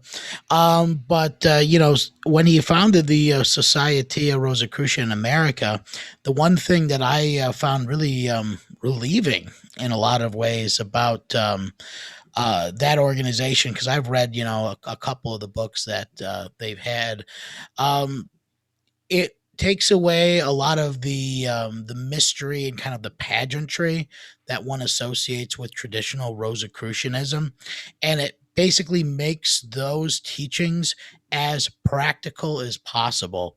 It sticks with the message and it sticks with the philosophy and kind of removes out all the rituals and all the the robes, the incense, all the stuff that's traditionally viewed as kind of that Rosicrucian aesthetic, and it just focuses on what the message should be. How do you find that point within yourself that is Christ-like, that find that point within yourself that is so forgiving, so compassionate, that you accept anyone, even if they hurt you, as completely necessary to their existence, and to be completely, I kind of look at it from like and I know it's a bad example, but one of the tenets of Burning Man is what they call radical inclusion, that, no matter where you find a person in their life, you accept them unconditionally for who and how they are in that moment. Never judge them, always accept them. And even if they do you dirty, forgive them and accept them for who they are, because we're all humans and we're all struggling with finding that sense of humanity in others, seeing that portion of ourself in every other human being. So, when you're really focusing on, how to be more Christ-like, practicality isn't a bad thing. No, and that was something that I think I connected with Plumer on while moving through this work. People say like you can read a book and you get it, but then they say like, well, if you were to like if you're studying, listening to a lecture, okay, listen to it, write it down. Okay, listen to it, write it down, say it. I can't tell you how many times I've written this book, going through the editing process and typesetting it. And one of the things that is just overwhelmingly apparent is, or where I connected with him on, is this idea that I do oversimplify things. I do make things practical. Um, I'm not one. I've been accused of this for a long time, and one of the things that I think Plumer does really well in the text is not only simplify and make things practical and remove the mist, right? Instead, he just tells you the way it is. In a quote, I think it's the first two sentences of the chapter, the word, the light, and the self. Later in the book, it says, "The day of the supernatural is passing. That only is supernatural which pertains to our present state of being. And the supernatural is, in reality, only the unexplained natural." Like he's basically saying, like, look, there is no bit of whatever you want to call it. The ineffable will soon be something to be known. But also, as somebody who speaks on science and things within the book, I mean, he talks about the ability of a body to fight diseases and things. And I kept, when you read this book the first time, you read one of these books from the early 20th century, you start thinking like, all right, when do you rub in your hands? When are they going to get racist? Oh, he doesn't. When is he going to make some goofball claim about medicine? Oh, he doesn't.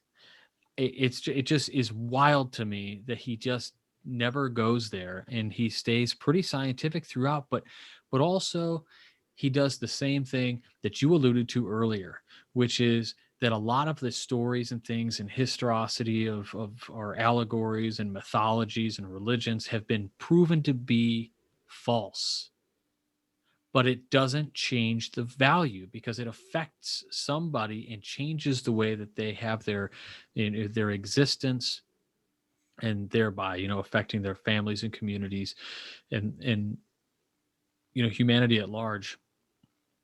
One of the things that is in the book is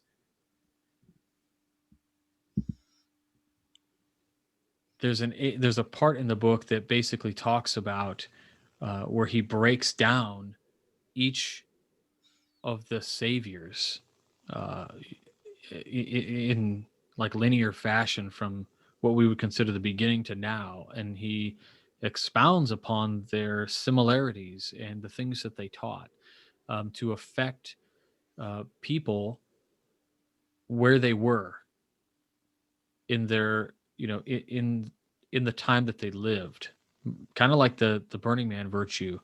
um, and also he talks about, or doesn't really talk about it, but he acknowledges the fact that, and this is paraphrasing, and I'm pulling from what he said to give you the statement, but it's like there are problems that exist today that we don't know exist, and we think that's just the way something is because our brain is literally incapable of conceptualizing it. That is, in fact, ineffable. And at some point in the future, the human brain, if we're so lucky, will move to a point where we are able to conceptualize that problem and see it for what it is and then fix it. So it is a really interesting book in that way. Yeah, I can. I mean, it kind of like is a perfect, representation of that transition, right? Before, human beings, we learn symbolically, right? So in a lot of ways, the consciousness of the past, it needed symbols and allegory to be able to kind of have that tangible understanding of the ineffable. But as time goes on, as we evolve, and as we start to understand, the actual tenets of how the universe works through quantum mechanics and through, just the exploration of science and physics, we're going to have those answers, and it's going to be vastly different than anything that we thought of when we kind of had the idea of what that truth would be, from our symbolic mindset, right? But I think that the importance of these, mystical studies is that, it kind of widens your consciousness to where you will be accepting of, the inevitable discoveries of science, right? I mean, you look at like the transition from alchemy to chemistry, right? These chemical processes that they were experimenting with in the very beginnings of what chemistry would become. They represented them all as this philosophical kind of allegory, but as that kind of philosophical allegory and as that kind of reflection, allowed society to break away from the superstitions of the past. It allowed that practice to become more scientific and, I mean, in a way, I guess, to become more tangible as well. But, society overall no longer saw that as a type of witchcraft. It was just science and fact. Hmm. Yeah, it's just it's one of those things too that we see allusions to uh, in the time when Plumer was writing his books. We see a great many others who move around the world as people who are lecturing and comforting the rich with their uh, you know the thing through their mediumship of the hidden worlds or whatever, right? They do this for money, and they speak in a way that is not ever meant to be intellectualized or understood truly, right? Because it's just like waxing poetic about kind of etheric concepts that you've managed to say in 500 words literally nothing. um, and Plumer doesn't do that, which I think is one of the reasons why he is lesser known, right? Because there's nothing to talk about. He just told you. It wasn't like when you read somebody perhaps like Leadbeater or something perhaps I was going to Like say Annie. Pike. Right, yeah. So Pike writes, extensively in an airy kind of fashion, and it's beautiful. But at the same time, there's a reason why Rex created or wrote A Bridge to Light. I mean, essentially everything that's in Morals and Dogma can be put into a much more concise version that is, I don't know, able to be absorbed by the reader, and intellectualized in a much thinner and smaller book with color pictures. um, so, and people love to talk about those characters because there's so much to talk about, because you have questions about what's meant here, and there's just none of that mincing with guys like Plumer, with guys like Wilmshurst. I mean, Wilmshurst, there's a little bit, but at some point it's almost like a conscious effort, because even though I know what the dogma is, even though I know what the central quote unquote secret is, even though I know the divine secret of life, it feels like you're not allowed to say it out loud for whatever reason. And they just get real close. Wilmshurst Pottinger gets really close. Wilmshurst even closer. But Plumer just kind of says it. Or rather, he tells you how to come up with 4 when he gives you the digits to add up to 4. He's like, this is how you do this. If you want to get this cool answer that I'm going to give you, let me show you how these things go together, and then I'll give you these 4 clues, and you can add them up, and you'll see what the answer is. You did it. So he does this in a really kind of responsible way that allows you to maintain the journey, right? The kind of that stoic thought that the journey is the destination, or the journey is the way. The mountain is the way. I would definitely agree with that because, kind of like that Fool Tarot card going back again, you start at the bottom of the tree of life, and as you work your way all the way up to the top, you just find yourself at the bottom again to rewalk that path, because every time you take that journey, you discover something new, and it changes an aspect of you. And similar to Masonry in that way, right? As long as you are staying engaged with the philosophical tenets, every time you re-embark on that journey, you learn something new about yourself. Yep, that's right. When you think about the tree of life, I mean, that's another kind of thing that is interesting, is you just compared 2 archetypes, the Fool and the tree of life, which are seemingly unrelated, but in Boda and other systems, they are in fact, laid upon each other. And not that they were that way originally, right? Like they Right. fully agree that these are similarities, but showing you the way that the archetypes are related. And in that, you almost look like the Fool as, yeah, that's my starting point, but it's also Ein Sof. It's like everything and nothing. It's the complete experience. It's the complete package without motive, Yeah. without knowledge of what is to be or what has been. You're literally like, it's the in breath. Like, I'm not thinking about anything else. Just get in the air. You know what I mean? Yeah, yeah. I mean, and the thing that I don't know, that Ein Sof, really the one thing that really resonated with me about Ein Sof in particular is, I want to say it was Pappas, in his Kabbalah book, that really resonated with me, as he talks about how how in the beginning there was nothing, right? But because there hadn't been anything else before, that nothingness is unlimited potential, right? There Yeah. is purpose. It's that space before purpose and things having meaning even existed. So there's just blatant unlimited potential.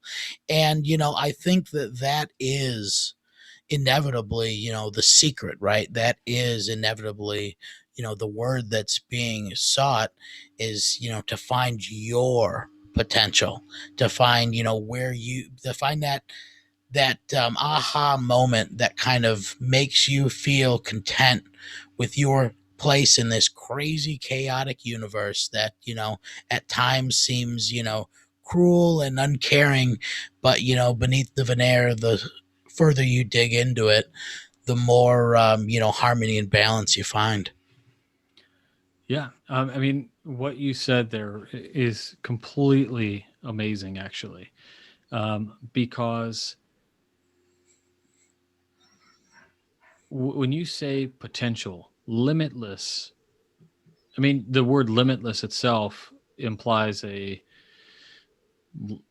concept that is in fact limited. But like, if you could imagine it, um, David Bohm called it the implicate order.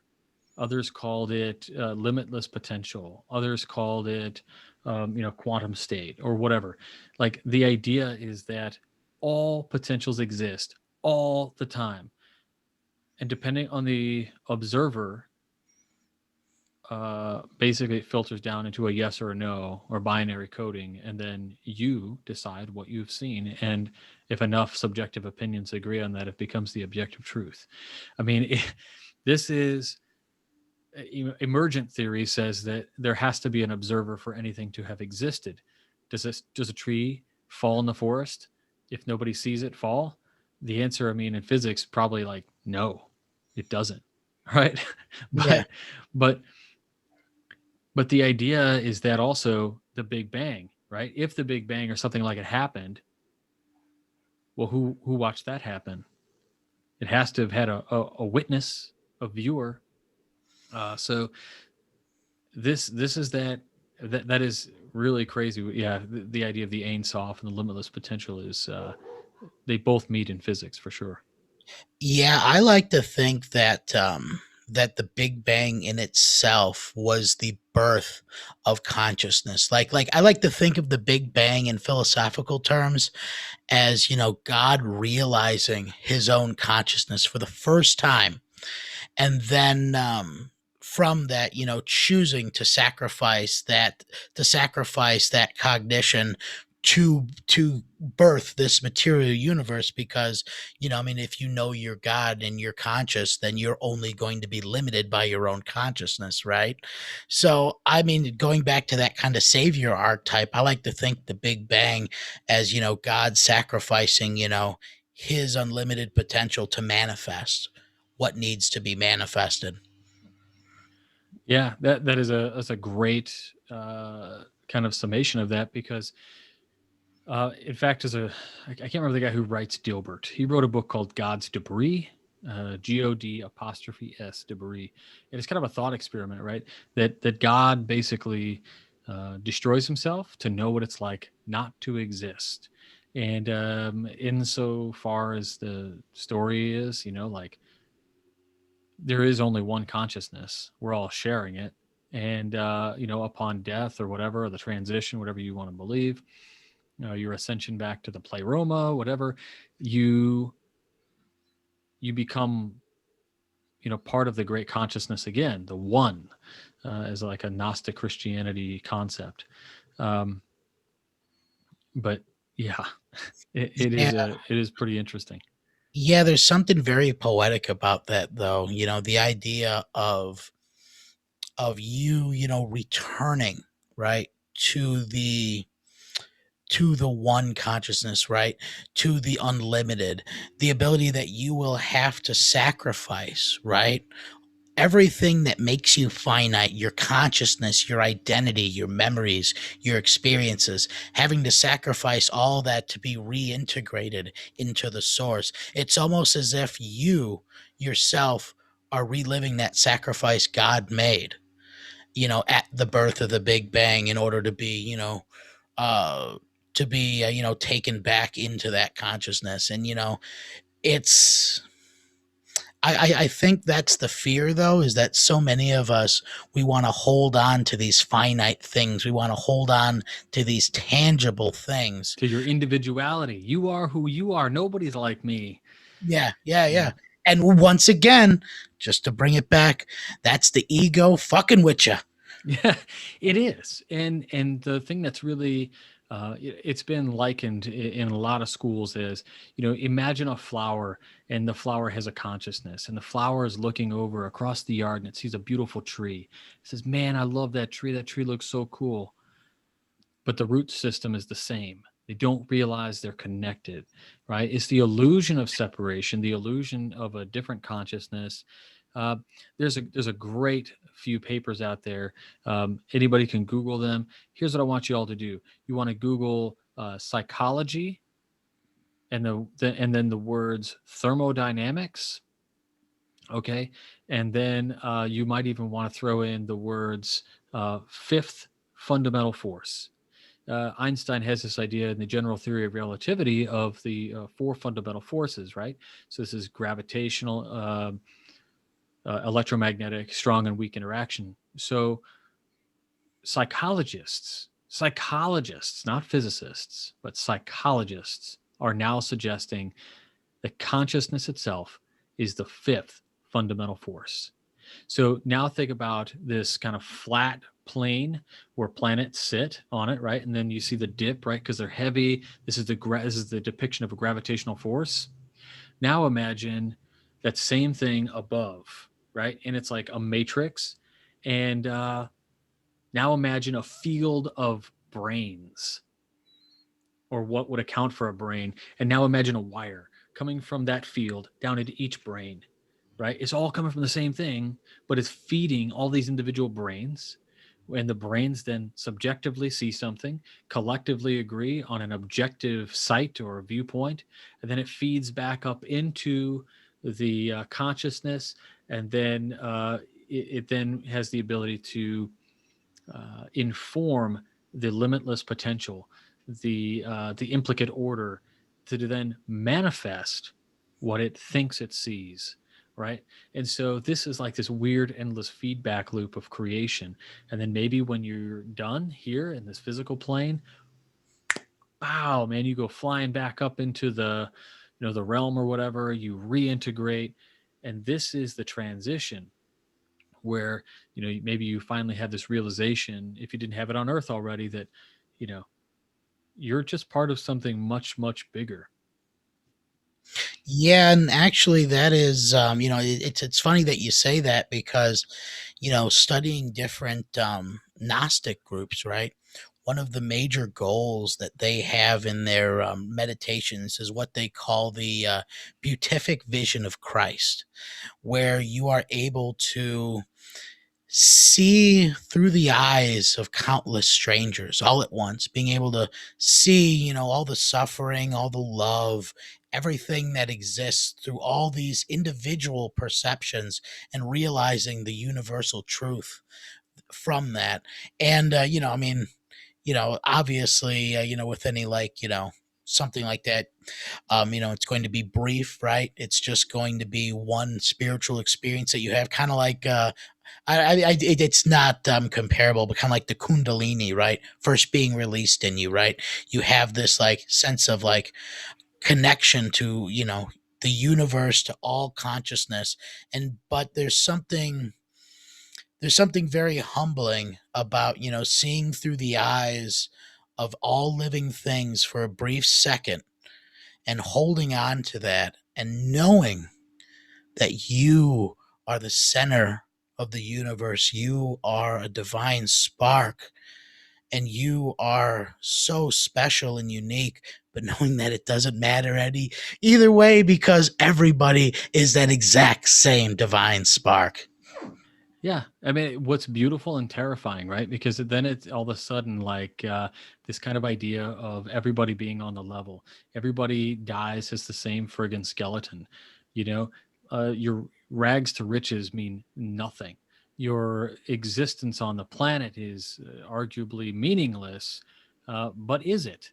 It absolutely has meaning, especially if you subscribe to the idea that God needs the experience. What is your goal? Your goal is to experience all that you can experience to complete the consciousness, right? Like there are an infinite number of things that need to be experienced, and through a multitude of what you would call simulated consciousness, maybe. I don't know, but the idea that, yeah, like you would have this fantastic vision. It's like the tower card, like bam, the tower, the lightning strikes, and the man and the woman are blown off the tower in a strike of revelation. But like you don't know if they live or die. Like that's kind of the open-ended question. The strike of revelation, like, what are you going to do with the knowledge once you have it? Are you going to use it to understand that all God's creatures are created equal? Are you going to have a meltdown? Like it's kind of like, it's like the Star Trek question. Like people think all the time, how can a world exist where there's no money? In Star Trek. I mean, of course, later on they introduce latinum, right, from the Ferengi. But in a world that has no money, what is your motivation to do? And that is interesting. Like you can say, well, the motivation lies in the work, and they say, well, that's well and good, but people are power hungry individuals. Well, that negates the idea of the progression, the moral progression, the moral progressive science of the human brain and where it goes in the future. We can't always say that we're going to be uh, motivated by money and capital and material wealth and prowess. At some point, that's not going to matter anymore. I mean, I don't wake up every morning and run outside and kill the first goose I find so I can run it back home to my family before my neighbor Gary does, right? That's Mhm. what would have motivated me if I had been a Neanderthal or something, maybe, or maybe not Neanderthals, right? They were supposedly vegetarians or something. I'm not sure, but like you get the idea, Right. right? Our motivations change over time as our brains adapt and develop to the situations and uh, the things that are adversities in our life. Like, what's our major adversity today? Like healthcare and I don't know, not living on the street. Yeah. So whatever argument you started on Facebook. Yeah, that's right. Yeah, yeah. I mean, it's it's humbling, to kind of think about it in that way. To kind of look at the struggles of the past and how insignificant a lot of our and I mean I don't want to say first world problems, right? But a lot of how insignificant our first world problems are. When looking at the struggles of the past, we're looking at the struggles of our ancestors, and I mean, that's not to downplay any of the struggles that we have currently, right? Because similar to the struggles of the past, our struggles now are going to dictate the progression of humanity and how we evolve. And it's hoping that you can get to that utopian state. And the best thing that we as individuals can do is to help propagate that hope and to help inspire others to take up that action. Yeah, I mean that's all we can hope for, and I think part of the part of the mission of Freemasonry today, going back to that for a moment, is that there's hope that we can affect that kind of an outcome. I think there's enough brothers today who understand that there are troubles and things that we can, in fact, assist in making better. And even if Freemasonry is like the place we all meet, and even if we don't talk about it there, maybe we meet there, understand, and learn the same kinds of teachings, but then meet out in the real world. And I don't know, maybe Jim goes into politics. Maybe you are a part of a school board, and maybe you decide, maybe you're exacting your talents or executing your talents in a way uh, that and your views and upholding kind of these ideals to affect future generations in that way. you know I- Yeah. Yeah. Well, I guess that is a, good ending point because, if it's one thing Freemasonry has always done, it's inspire action to try and make the next generation better. And that's a rich tradition that that we can't allow to be lost because some guys don't feel comfortable talking about politics or talking about human rights or talking about what is actually good for society. yeah, that is precisely where I think you could take that. Um, Throughout time, we have been there, and we've lived through a number of conflicts and wars and uprisings. Freemasonry survived and was. Um, I mean, you can say it didn't have an opinion officially, but I guarantee you the tenets that Freemasonry continually believes in, offers, and preaches about can directly relate to things like social. I mean, justice itself. A good friend and brother, I think, of both of ours is Brother Scott Duvall. Brother Scott has been one of the only people who's really explored contextual meanings of the words in a way that wasn't for his own personal uh, use. I mean, of course, he benefited from this, but when he presents on the topic of, say, justice, when we look at what justice meant, when that ritual was written, and it basically means social justice. So we see where Freemasonry has made a stance on progressive moral science.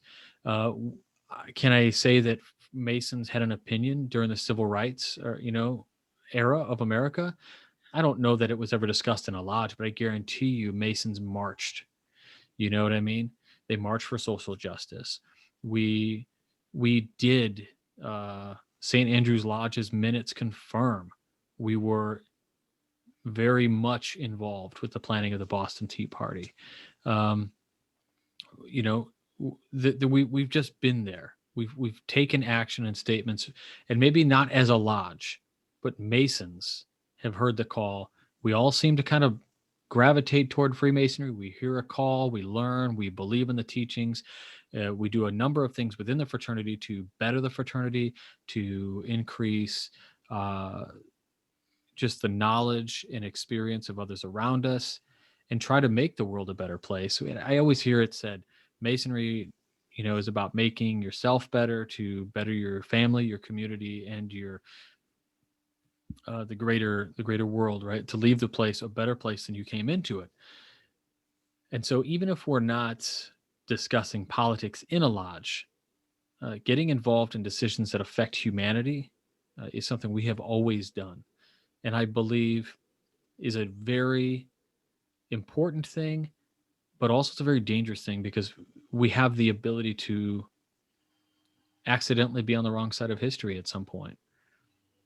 Luckily at this point, I think we'll find few times where Freemasonry has been on the wrong side of history. In an obtuse kind of way. Of course, acutely, yeah. I mean, Freemasonry for years has had issues with recognition of Prince Hall brothers and that kind of thing, but objectively, I think we've been on the good side of history for most of our existence, and I think that's not going to stop. Granted, the kind of men who are joining today and the reasons they're joining the craft are apparent. It's philosophical, it's spiritual, it's to fellowship and to gain insights from brothers not unlike themselves. And when I say not unlike themselves, I don't mean echo chamber. I mean like other guys who are in search of. Yeah, absolutely. I would 100% agree with you on that, because, recognizing that we're all searching for that is the first step to, to joining together to take action. But I want to thank you, RJ, for coming on the show. Now, folks, if you liked what we have been talking about for the last 2 hours or so, then you should definitely tune in to his podcast, Whence Came You, the Masonic podcast. Now, RJ, what days does that air, and how often do you air episodes? Sure. Episodes are weekly, 9:30 Sunday nights. They are pre-recorded, edited programs, so you won't find me... it's pretty scripted, so I want to let you all know that it's a produced program. So it's like a kind of documentary every week. And yeah, the website is wcypodcast.com, and you can find us pretty much wherever podcasts are listened to. So Stitcher or Spotify, whatever. Awesome. Then, yeah, folks, if you like what we've been talking about so far, and if you're interested in just the history and teachings of Freemasonry in general, he has a backlog catalog of so many different episodes. You can learn so much by listening to him. He's been at it for a number of years now. And then one last plug for your book. Where can folks find the Mason's Word, or the Master's Word? Yeah, no problem. Master's Word can be picked up at a number of places, so you can get it at any retailer if you ask for it. But you can also get it through my website. It'll be autographed if you buy it through there, and then available to you pretty quick if you go through Amazon, and is also on Kindle. And we have a couple of books out that you might find interesting.